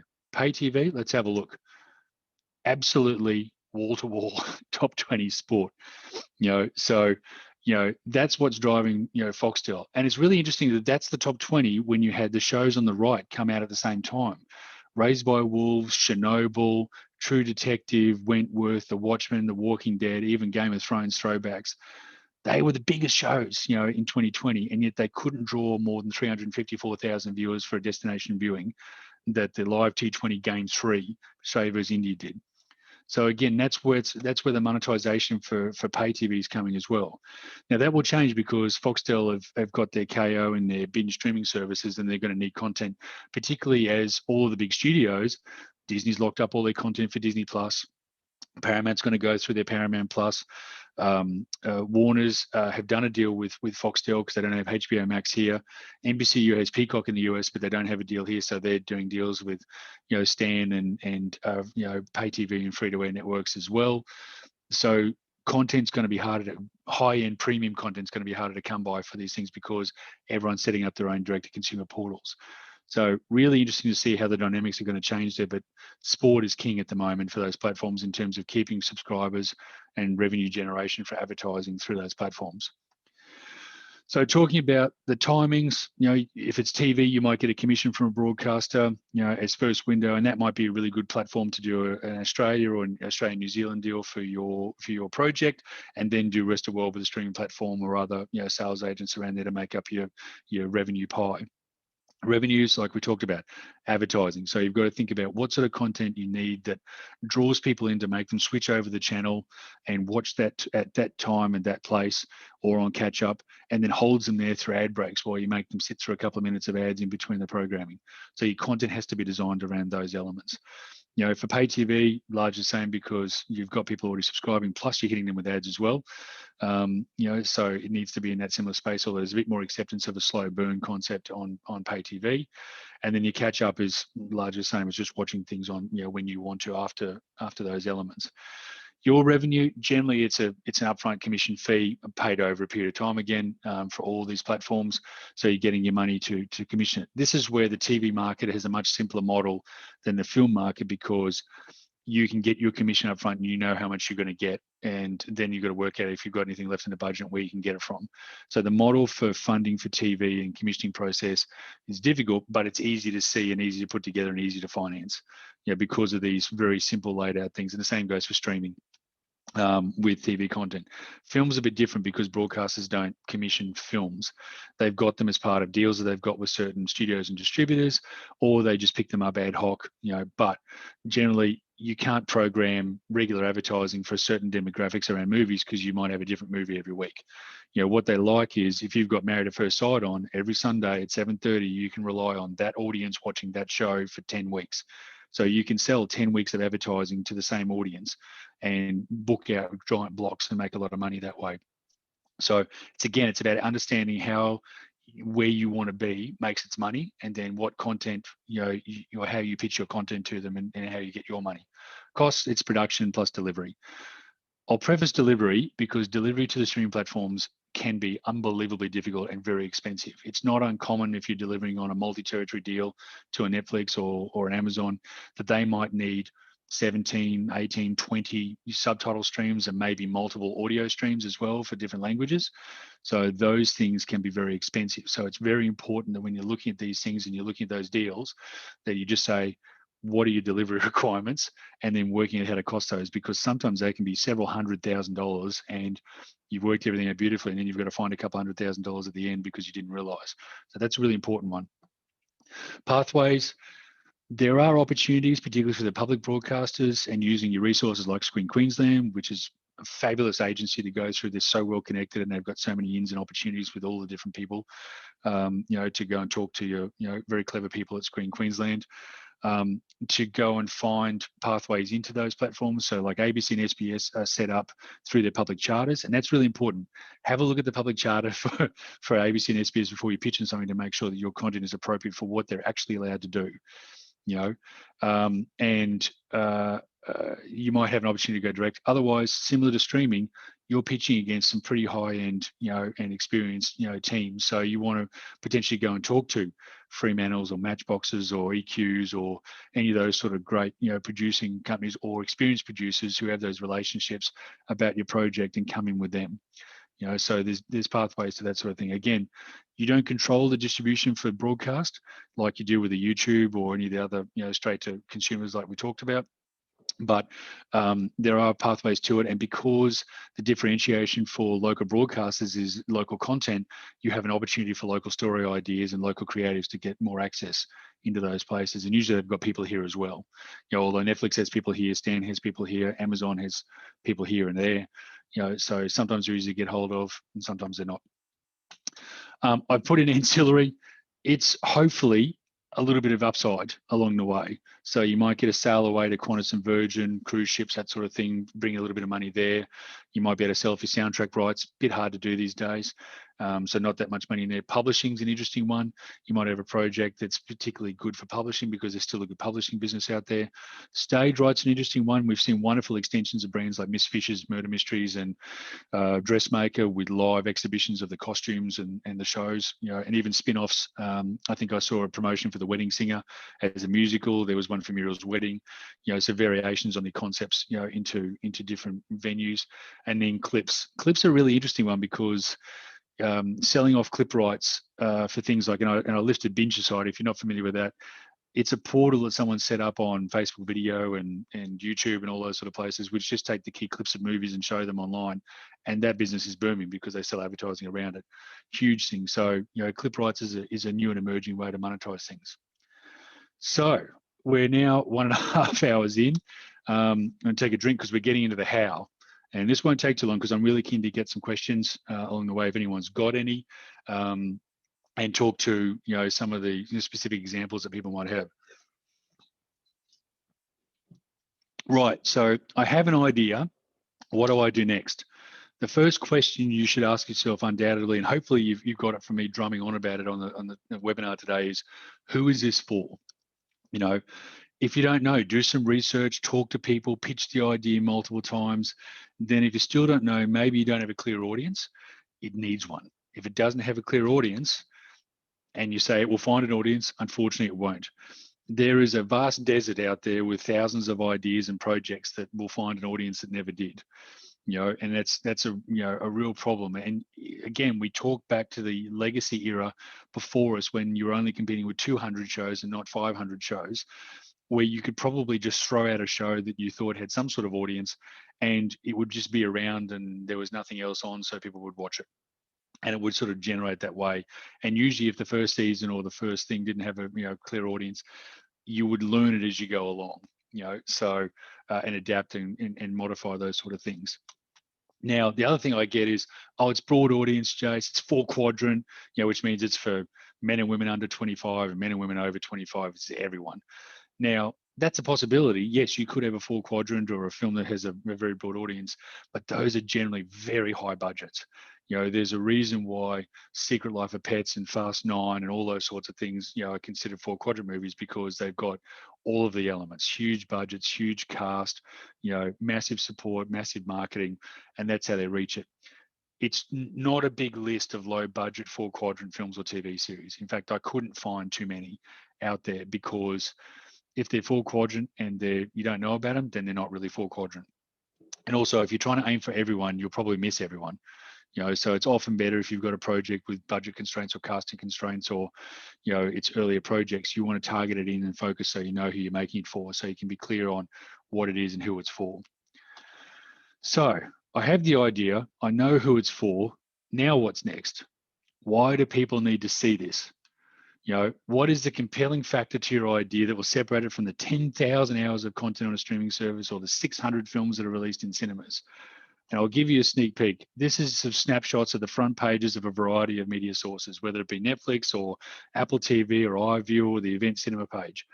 On this page alone is only about 110 pieces of content. And yet, have a look at it. And this is 110 out of all the stuff that we've talked about. So how are you going to separate your content? And that's when we talked about genre splicing. What is it about your show that's new and different and interesting? What is it that's going to draw people to the content? It's great that you've got a romantic comedy. Why is it different to every other romantic comedy? Or if it's not, what are you going to do to elevate it? And if you go and say, I'm going to have cast, great. You're going to have a big cast. A couple of the ones in my background, Proposal, one of my favorites, LA Story, those for Princess Bride. You had a romantic story in Princess Bride that was also a fantasy adventure, one of the early genre splicing, genre mashups. What is it about your piece of content that's going to stand it aside? It's not enough these days with the competition we're all facing to just come up with a really lovely basic story. That would probably work reasonably well, but you're not going to get through that filter we talked about. Big ideas, the smaller pipelines to really small pipelines, and then back out to a big audience. And then you're dealing with what's on page here with the 100 and something things on this page. So that's really important. So I have the idea. I know who it's for. I know why they need to see it. What's next? How do I get the money to make this thing? It's through investment, through commission, through acquisition, and it all usually starts with attachments to a producer or a distributor who has the expertise and the know-how of what the marketplace wants and can get you to where you need to be. That's a really big thing in what the industry is going to have to do. And it's even more important right now because we don't have the opportunity to have in-person trips to the American Film Market or the Cannes Film Festival or television places, or even really the Screen Forevers and AIDCs because COVID's interrupting these sort of things. We can get to the ones locally, but the opportunity for up-and-comers to network and really integrate themselves in and build their profiles and talk to people is just so much more difficult now. So you've got to reach out individually along the way and try and find people to go, talk to me about this. Can I do some interning for you? Can we do some mentoring? And that was one of the things that I was really surprised when I came out of Universal. I was going to have a break. I was going to chill out. And a lot of people were ringing me up and going, Jace, talk to me about how I do this. What is the business behind how I get my project up and running? How do I curate my content? I've got a really great idea, I think, but I just don't know how to get it to that next phase and who to talk to. And that's where you put people in touch with other people. And we've got a really small community here, and we need to support each other and work on each other and get these projects up, or be honest with each other and say, your project, not quite there yet. Here's what it needs to be, or I'm just not seeing where the market is or the audience. Go away and have a look at it. So I have the idea. I know who it's for. I know why they need to see it. I have a great distributor or producer attached. What's next? How do I get the money? It's the pitch. The pitch is king, queen, emperor, God, whatever you name it. Study who you're pitching. What do they do now? Is your project right for them? Is your budget close to what they're buying now? Does it have the profile of their existing slate? It was interesting. I participated in a couple of pitches recently with SBS and Stan, and we spent a lot of time. And I wasn't the one pitching. I was helping someone who was doing the pitching, and we role play. We sat through. We did research. If I'm going into a meeting, I'm generally Google stalking a lot of the people I'm going into, so I know a bit about them.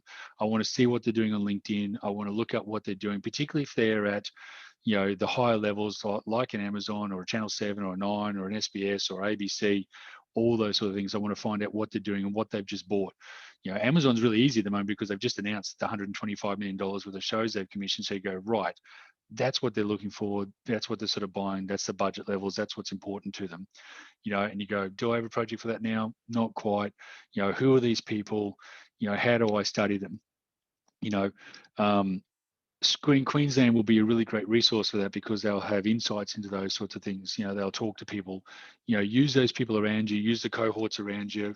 If there's initiatives coming up where you can join, groups, jump in on those and just start sharing your experience. The more we talk to each other and the more we share our experience, is only going to help us, and there's a little bit of reticence to talk about, I don't necessarily want to work with someone because they're going to steal my ideas. You can still talk to people about methodology and relationships and networks and go, hey, you've had great conversations with such and such over there. I'd really like to be a part of that. How about we partner up a little bit so you can share your experience with me on my project? They're the sort of things that we have to do in our world these days because the competitive environment is so tough. And that speaks right back to the start, that the people who are energetic enough, have the sheer willpower, to pursue what they want to do, are open to ideas and collaboration, working together, are relentless in their pursuit. They're the ones that are going to, break out and make it through that filtration process so their projects get selected. So I have the idea. I know who it's for. I know why they need to see it. I have a producer or distributor attached to it, and I'm pitching. Practice that pitching a lot to everyone, inside your circle, outside your circle. There were trips. I used to go on buying trips all the time. I used to spend 3 months a year overseas in 2-week trips. And, I used to go to MIP and MIPComs, in Cannes, and I'd do 60 meetings in 4 days, and so I was pitching for our business, trying to acquire content against all the people who wanted to acquire the same content, just as the people I was meeting with were pitching their content. So I had the opportunity to do a lot of pitching endlessly and really perfect what it was. But every trip I would go for, I would have the first 1 or 2 meetings with people who I trusted and I felt safe with, so I could get the rust off, and get those pitches right, and they would do the same with me, inadvertently. It was not a conscious thing. We'd just go and say, let's go and have lunch and we'll chat. They're like, what are you here for, Jace? Well, here's what I'm doing. We're really, pursuing into this area. We want to get into feature docs, but named personalities and mainly music and entertainment profiles, and, budgets of about $2 million. And you would work on that pitch along the way. And the more you do it, the better you'll be. And you can't do it too much. It's impossible. You've just got to keep talking about your project over and over again. And that will make your project better because you'll be looking at people and reacting to the words, the key words that you drop and what's important to them. The other thing I'll throw in is that I've had thousands of pitches, and I've got to say the majority of those, no one ever tells me the name of the show. They just go, oh, it's a story about a dog and there's a tree. And at the end of it, I'm like, okay, well, what's it called? And they're like, oh, Tree Dog. No, start with that. It's, hey, I've got this new project. It's called Tree Dog. It's about this, it's about that, and that's all you can do. The better you are at pitching, and I'm not talking about doing the hard sell, used car salesman thing.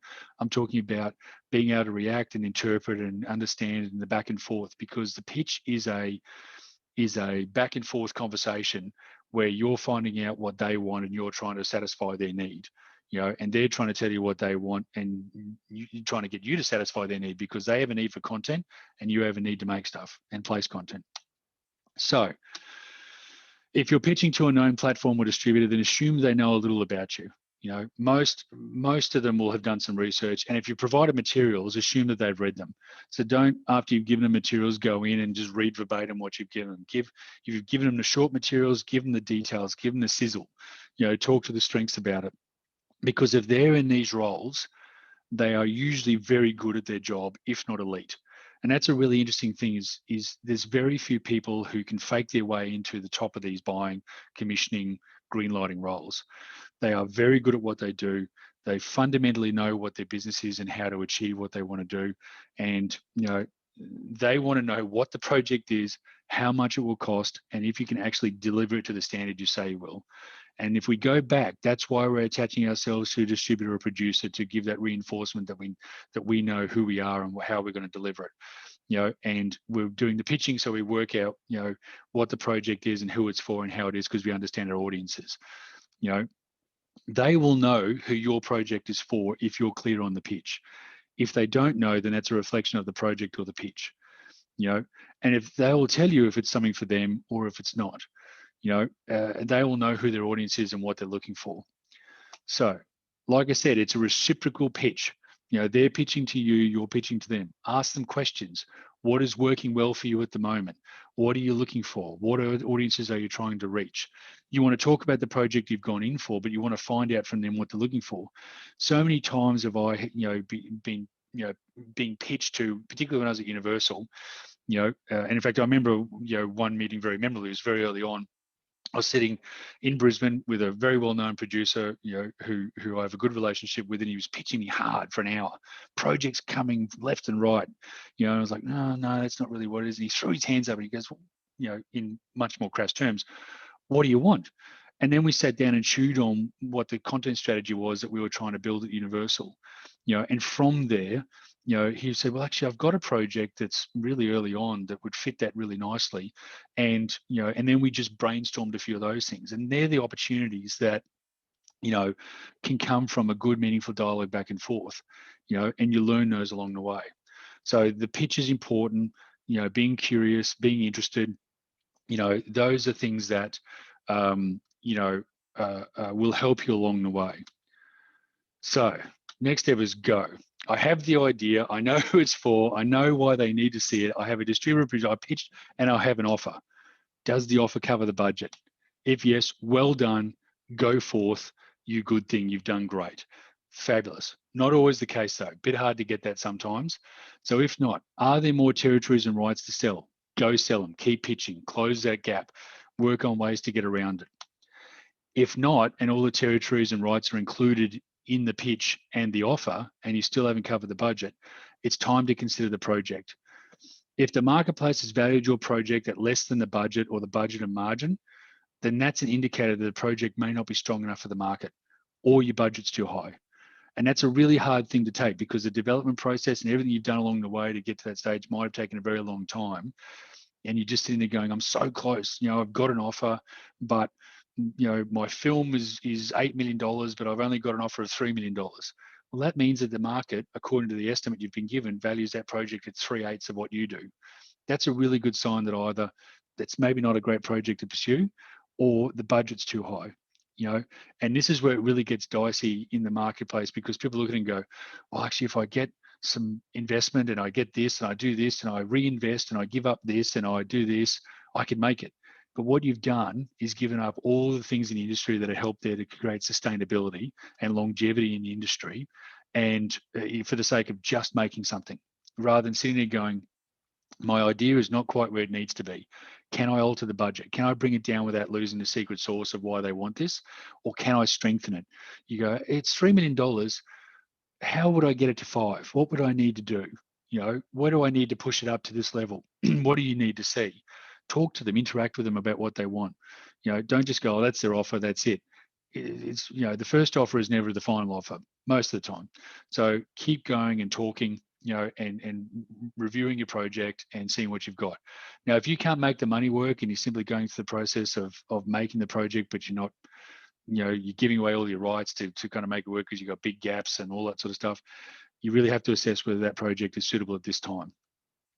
So the most important message I want to leave you before we go and have a chat is don't give up. This is a really, really difficult but rewarding industry, and it rewards the people who are smart, who get the business right, who are flexible, who are open to it, who are supportive and collaborative, and who are just endlessly resilient and have the willpower to finish things. That's where success comes from. It's from those elements. So don't give up. It's going to be hard, undoubtedly. this is not an industry to come into if you want to chill out. This is going to be hard work every single day, because every single day you need to have your pipeline going through. If you're working on one project and it looks like it's getting up, you better have 4 or 5 behind it that are various stages so you can roll into those. Gone are the days where you can do one project and the margins from that are like, poof, give me 2 years and I'll just sort of start to work on another project and I'll get going. You need to have back-to-back stuff working along the time, which is incredibly difficult because you've got to get your mindsets across different things. It's really hard work. It's exhausting. And that's where you need to have those people around you, the collaborators and the support network and the partners, to be able to work on it and lighten the load and get bounce back feedback and all those sorts of things. You may not be able to make your favorite idea yet. That's really important. That talks to the marketplace interest we just talked about. That idea that's burning in your soul that just has to be made. The market may not be ready yet. But that doesn't mean it's a dead idea. Keep it in the drawer. Never, ever, ever throw away an idea. There are projects today that I guarantee were around a long time ago that the world just wasn't ready for it yet. Times change, people change, the world changes. Maybe your idea was just too soon. So keep an idea on your project, have lots of projects, look around, talk to people, come up with the concepts, have plenty of things they're exploring, focus on a couple that you really love and you're passionate about, but be ready to just say, the world's not ready for this project. Let's work on another one, and keep it in your back pocket because the work you've done on that project is never wasted. So questions, that's who I am. I put my details there in case anyone wants to reach out afterwards, but I'm very curious to see if there are any questions after all that. I'll drop the slide so we can have a chat. There I am, back again. Now let's see, there's a couple of Q&As here. So Laura has, it would be wonderful to see a case study of financing directly in relation to distribution. You have a premium drama series, you're in early development, you have a distributor attached, they want to discuss taking rights, other examples of what this may look like financially. So great question, Laura. The answer is yes. There's finance sort of models you can look at. There's so many different ways you can structure, how things come together. But I guess if you look at it, there's literally, like we talked about, there's a myriad of ways you can bring things together. You might get a Stan commission locally and then multiple broadcast deals internationally for your premium drama. And so then you've got to go, here's the money from Stan, here's the money from, you won't get the money from international from a sales agent until they get sales away. So then you need to go and have your financing for your gap, plus you've got your offsets and all the local incentives that you can activate. And that's how you piece it together. And hopefully you've got enough there for your budget. So you've got the cost of the financing in there, or you might get a straight out commission from a platform and then you're home and hosed. They're hard to get, so there's different ways all over the place. So it's really about, and I think, Screen Queensland, is talking about doing some stuff which is a bit more interactive later on in the year. So that might be an opportunity to sort of chat and work through some really basic models along the way. But there is an opportunity to do that, but it's a bit of a piece of string, choose your own adventure, type scenario. On that particular question. I'm sorry I can't answer it more specifically because there's lots of things we can deal with.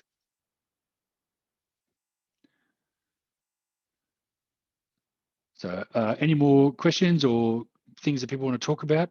I thought that was going to go a lot longer in rehearsal. I mean, for hours. That was good.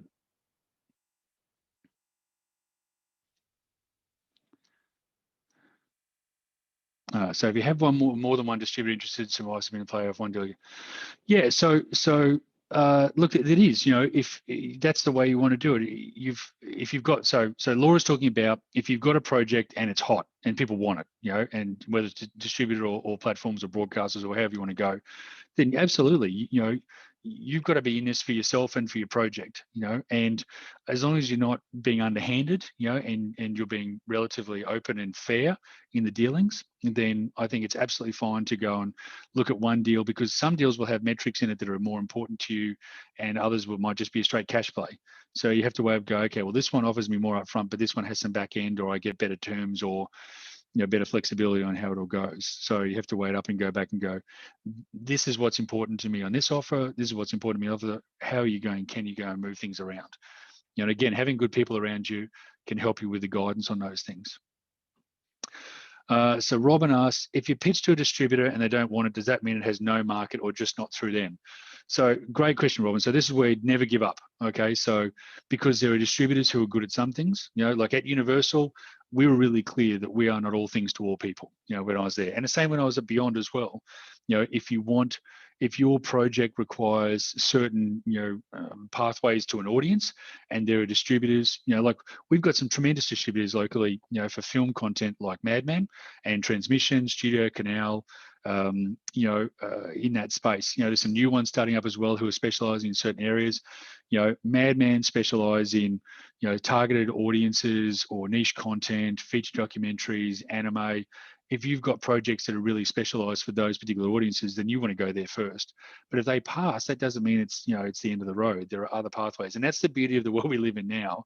If we're going back 10 years ago, Robin, that might be the end of that project for now. Put it in a drawer. It's not quite ready. But we've got such access to worldwide, markets or direct-to-consumer pathways through our own platforms and incentives and operations, and there's plenty of money around if you can get the right pathways to it. It's definitely never the end, So if you get like 15 rejections in a row, it's probably time to have a look at the project, though. So it's and see whether or not it's the project or it's the market. So Mark, Jason, what's the trick to getting a meeting with a production company for a pitch if you're new to the industry? So this is where your networking and collaborations, using your Screen Queensland contacts to see whether you've got, pathways there. It's generally just going along to Screen Forevers and AIDCs, participating as many things as you can, finding out who to talk to, going to the websites of the people, trying to track them down, and just being sort of persistent without being aggressive. I know that I was always more inclined, it's funny, I put my mobile number and email address up at Universal throughout the 4 or 5 years that I was there. Almost no one used that from all the initiatives that I went to. And I was really surprised. I thought they would, but a lot of people either felt nervous or maybe I looked grumpy, I don't know. But they didn't want to sort of go for it because maybe they thought they weren't ready. But the people who followed up and sent me a text or a phone call and were polite and sent me a follow-up email, I knew that by the second or third one, I'm like, I've got to talk to them. They're really keen. They must have something that I've got to talk to. So, just be persistent, keep pursuing the people you want, use other people who are talking to other people and work your way up. It's going to be hard work and take time, but, I think it's worthwhile. So Carolina, at what level does one's project have to be before they approach a distributor to attach? So I like getting them very early, literally writing them on the napkin, and coming to talk to me about them so that you're clear on what they are. Some other distributors like them wrapped up, packaged, ready to roll. So that's just about talking to people who are familiar with it or just going out and knocking on the door and saying, I've got an idea, for each one. Everyone is different. I would say that the more serious, the big end of town that you're going for, the more complete your project would need to be. So it needs to have, treatments, potentially a script. You need to have an idea of the budget. You need to have an idea of who your cast wish list is. You need to have an idea of who's sort of the high level people are attached. Because what they're looking to see is, I've got 300 pitches. Which ones are real? Which ones are going to happen? If I like the idea, is that actually going to happen? Or do I have to spend an inordinate amount of time helping someone along, getting it to where I want them? So it does depend on where it is, but the general rule of thumb is the bigger the organization, probably the more they're pitching, the more solutions you need to provide for them in that meeting. Luke, so my email address was jason@summerstarcreative.com. That'll be up later. I can put that up for you to sort that out. Okay, there's difference between a distributor and a sales agent. So a distributor, look, they can be largely the same thing. Generally, you talk about a sales agent in reference to international. So you might have a distributor locally, which would be Umbrella or Maslow or Madman or Studio Canal. But internationally, you might go with a Fortitude or a Mr. Smith or someone in the film world or a Fremantle, and they represent the project internationally. It also depends on what their capabilities are. Sometimes a sales agent will literally just represent your project and sell it. A distributor might do more activity, more marketing, more direct to consumer stuff. They might do film festivals, they might get it out into more places. So it depends on their level of service. And Tiana's lost audio. Tiana, hopefully you found audio again and I'm coming through. Queensland has sent a question. Please touch on geo-blocking different territory release dates and how they affect this. Okay, so geo-blocking is what the industry uses to stop territory leakage. So if you do an ANZ deal for a content, you will require your ANZ partners to geo-block access to all the content digitally or physically in the case of a DVD, so that no one out of territory can have access to it. That's where VPNs get a little bit tricky, and then all of the terrible torrent sites ruin all of that entirely. What that allows you, though, is you can sell your content many, many ways and charge a price for every territory. So, and territory strategies. So if we take film, for instance, if you've got a film and it's a US title that is originated in America, like Quiet Place, or F9 is a really good example. That went out in China first, because the Chinese market have a very aggressive functioning theatrical marketplace. So they've windowed and geo-blocked F9 for the Chinese or Chinese-speaking markets in there. Then they'll roll it out into different territories like North America, and all the other territories will come close by. For the big studio blockbusters, it's simultaneous generally across the world. That stops piracy, that allows really effective marketing for your title, so you can just spend all the money once and it just filters down everywhere. But if you're a smaller distributor and you've got a film like The Father, then you let it roll out in bigger territories like the US or UK, so that it builds awareness and word of mouth, in the market, and you can let their marketing wash over, because the marketing is not necessarily geo-blocked. It will saturate into other territories and you'll get some flow through, and you can use that without having to spend money. So by the time your release comes along, and I think The Father was done by Sharmil. He did a good job. And they then launched a couple of weeks, potentially, or a week or two after the initial launch, to let that marketing sink in. TV is a little bit different. Everyone generally, because of the news spreading and piracy, people want TV almost day and date. That's why you get Foxtel having The Walking Dead premiere at 4:00 on a Thursday, because it's premiered in the US on Wednesday night, and that's the time zone. So it's effectively the same. And that stops people, wanting to go and pirate it because it's not available right then and there. So there's all different strategies about the geo-blocking and territory releases depending on what your project is. You might, interestingly, if you've got a film that's really it would benefit from festival strategy, you might move that film around the global festivals for a year, and building up your wreaths and laureates and awards and those sort of things, so you can build buzz. And that's a really effective way of getting your probably lower profile film or your indie film a lot more elevation in the mindsets of the people in that space, because people who like those types of films follow the film festivals, particularly the ones in our home territory. So we have some really great film festivals here, which hopefully will return really soon, with Sydney and Melbourne and Brisbane and the Gold Coast there as well. That launch and promote films. So by the time they get to Australia, they might have been to Sundance and Berlin, and then they get to Sydney and Melbourne here for July and August when they used to be on, and then it goes on to, I think, Brisbane in October. And so you've rolled out, and it's a good revenue opportunity too, and you generally get about 20 to 30% of whatever the festival takings are, depending on the deal you've cut, on those sorts of things, along the way. So you've built profile, you've built, acclaim, you've hopefully got your Rotten Tomatoes, type of reviews and those sort of things online in the communities, and then you're rolling it out locally here, with you, as the final step. So there's all sorts of strategies in there, but geo-blocking is crucial.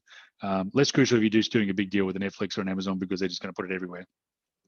Except if they have taken English-speaking rights, then you want to make sure that those are geo-blocked for your territories, so you can sell your non-English-speaking rights to Latin America or French-speaking Benelux and all that sort of stuff that the world is broken up into many, many slices. Ella, is the reason one person has to do the entire production in Australia because we lack the ability to accept us as a single discipline, like a writer is rarely a producer, accountant, marketer, distributor, market? That's an interesting one, Ella. I would have thought that there was more cross-pollination with roles in Australia because we have to. I think you see things like writers in the US are also showrunners for big TV shows, because writers are really the controllers of the content for episodic content TV stuff, and directors, they fit in with that world, whereas in the film world, directors have more authority and power in the film than TV.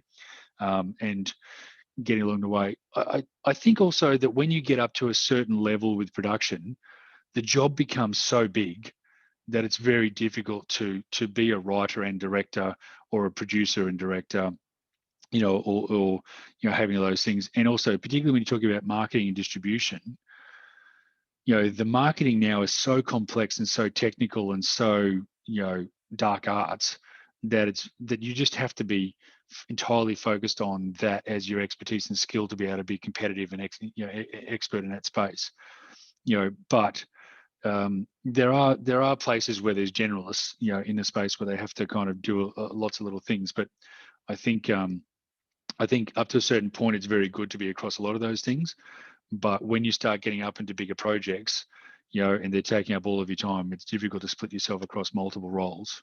I think, but I'd say Australians are better at that than most. Tiana, oh, you got audio. Welcome back, Tiana. I've heard a little bit about blockchain for film production distribution. Are you able to explain what it is and if our? All right, hang on. I'm gonna drink. I got to call Elon. Okay, so blockchain is a very complicated thing, which is also very simple at the same time. Blockchain, for all intents and purposes, is what we call an immutable database. So once it's written to the blockchain, it can't be rewritten or unwritten. Now, what does that have to do with film production and so forth? That's a little bit loose at the moment, but what we're seeing is, because the blockchains don't have the capacity to store, to my knowledge, and this is changing all the time. So I'll preface it now that I could be wrong in 6 or 7 minutes, and then I'll be wrong again in 7, and then I'll be right again in 10 minutes after that. But the blockchain doesn't have capacity to hold the amount of data of a film. So you can't necessarily distribute through an actual blockchain. I could be wrong. That's my understanding of it. But what a blockchain does, it creates an NFT, or a non-fungible token, which is something that can't be changed. It allows something that previously couldn't be traded or sold to be traded or sold by assigning it a number or a thing. So the idea that you can, it's a bit like crowdfunding.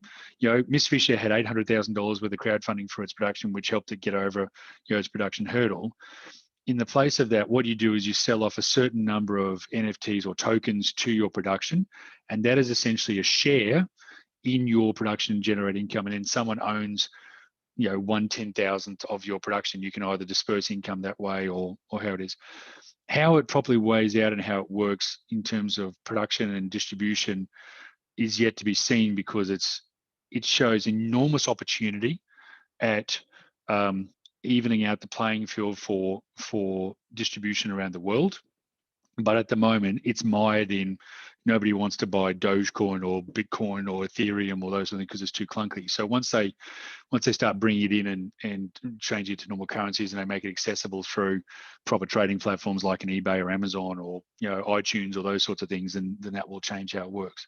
But if you want to come up, if you've got an audience for your content that you already know, that's got a pre-existing audience and awareness, like you've got a piece of IP that has a great culture online that maybe doesn't exist anywhere else, and you want to create the content for them, then developing a blockchain NFT funding process and distribution process for that piece of content could be a brilliant way of fundraising, particularly if you cap you can cap it or uncap the number of NFTs you can have, so that if people want to see that film, and the only way they can see it is to trade the NFT to someone and buy it off them, and then you get a residual along the way as part of it under the terms of the trading agreement with the trading platform, then you get ongoing a sale of it, and the community shares around the limited resource of NFTs.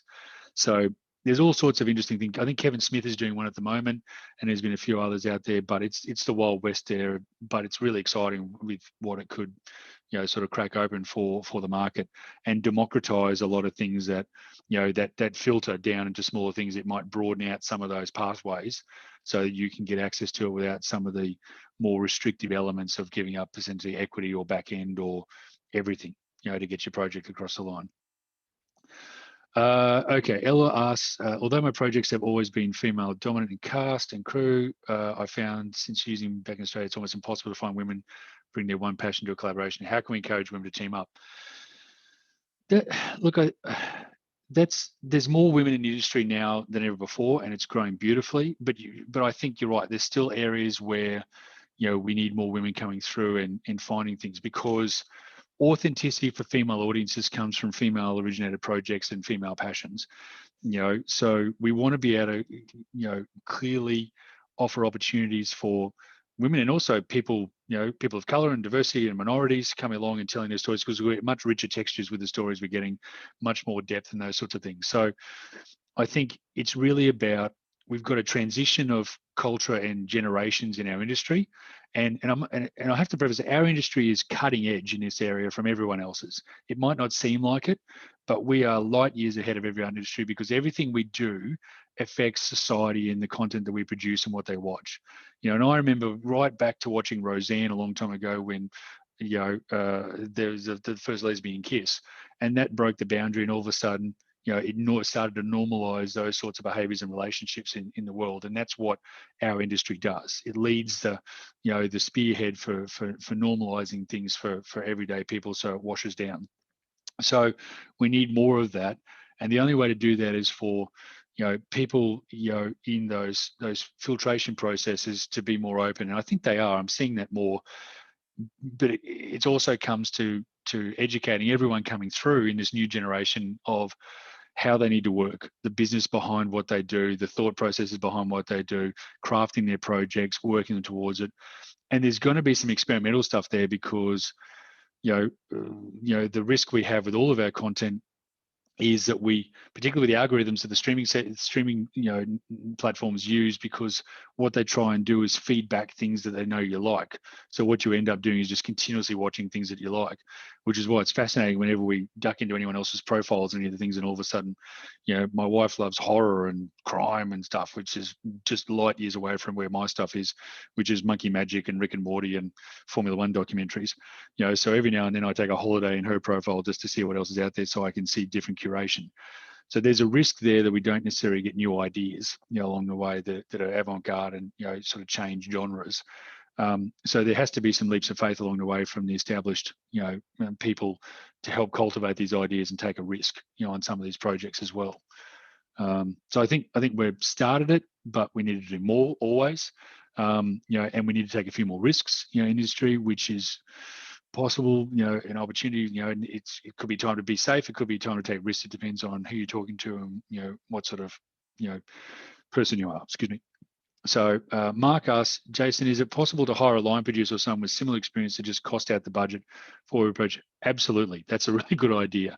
And there might be, things that you can go and help with Screen Queensland or other agencies that you might be, in contact with to help you get a little bit of money along the way as part of your development process.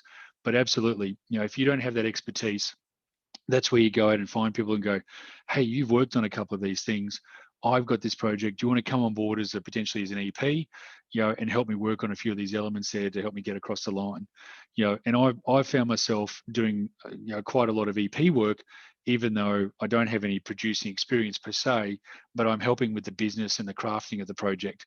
And then when it actually gets down to the nitty gritty and people get on set and start shooting, that's when I kind of stand back and just offer help and guidance along the way, with areas that I don't know. So absolutely good idea to go and bring in the people, that are working in this space to help you cost out things, crucial, to the project, and having accuracy, with what you want to do. How are we going? Everyone having a drink, bit of a Powerade, bit of a stretch, some yoga?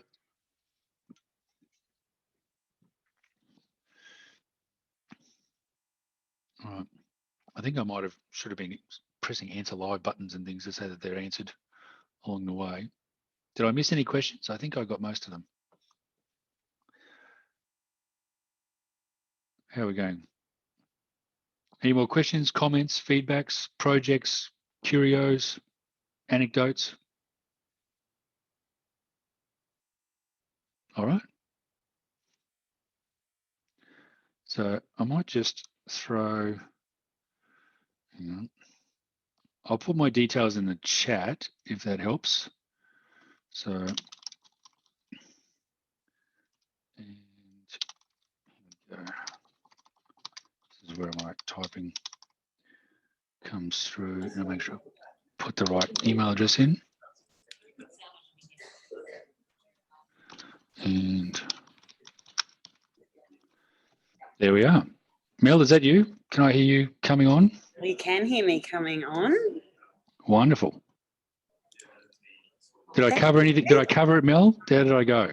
Yeah, Nate, you covered it very well. So All thank right. you Phew. so much to you, and thank you to all of our audience for joining us this morning. Just a reminder, I know a lot of people were asking in the Q&A function about whether a recording would be available, and the session has been recorded and will be available on SQ's YouTube channel. So we'll hope to get that up in the next 24 to 48 hours for everyone. Very good. Okay. Thank you again, Jason. That's all right. Actually, well, we had a few more come through. Do you want to just, oh no, that's all feedback. Lovely. Oh, that's even very nice. Oh, chat is disabled. My bad. All right. Well, it'll be on the presentation at the beginning for on the YouTube. And, but yeah, Jason at summerstarcreative.com and mobile number 0423 040 790. And happy to have a chat. Incredibly generous, Jason. Anyone wants to reach Thank out, happy to talk. Always happy to support fellow Queenslanders. Thank you so much. And thank Wonderful. you again to Thanks, everyone. else. Go forth. Do good Have things. a great day. Bye-bye. Bye.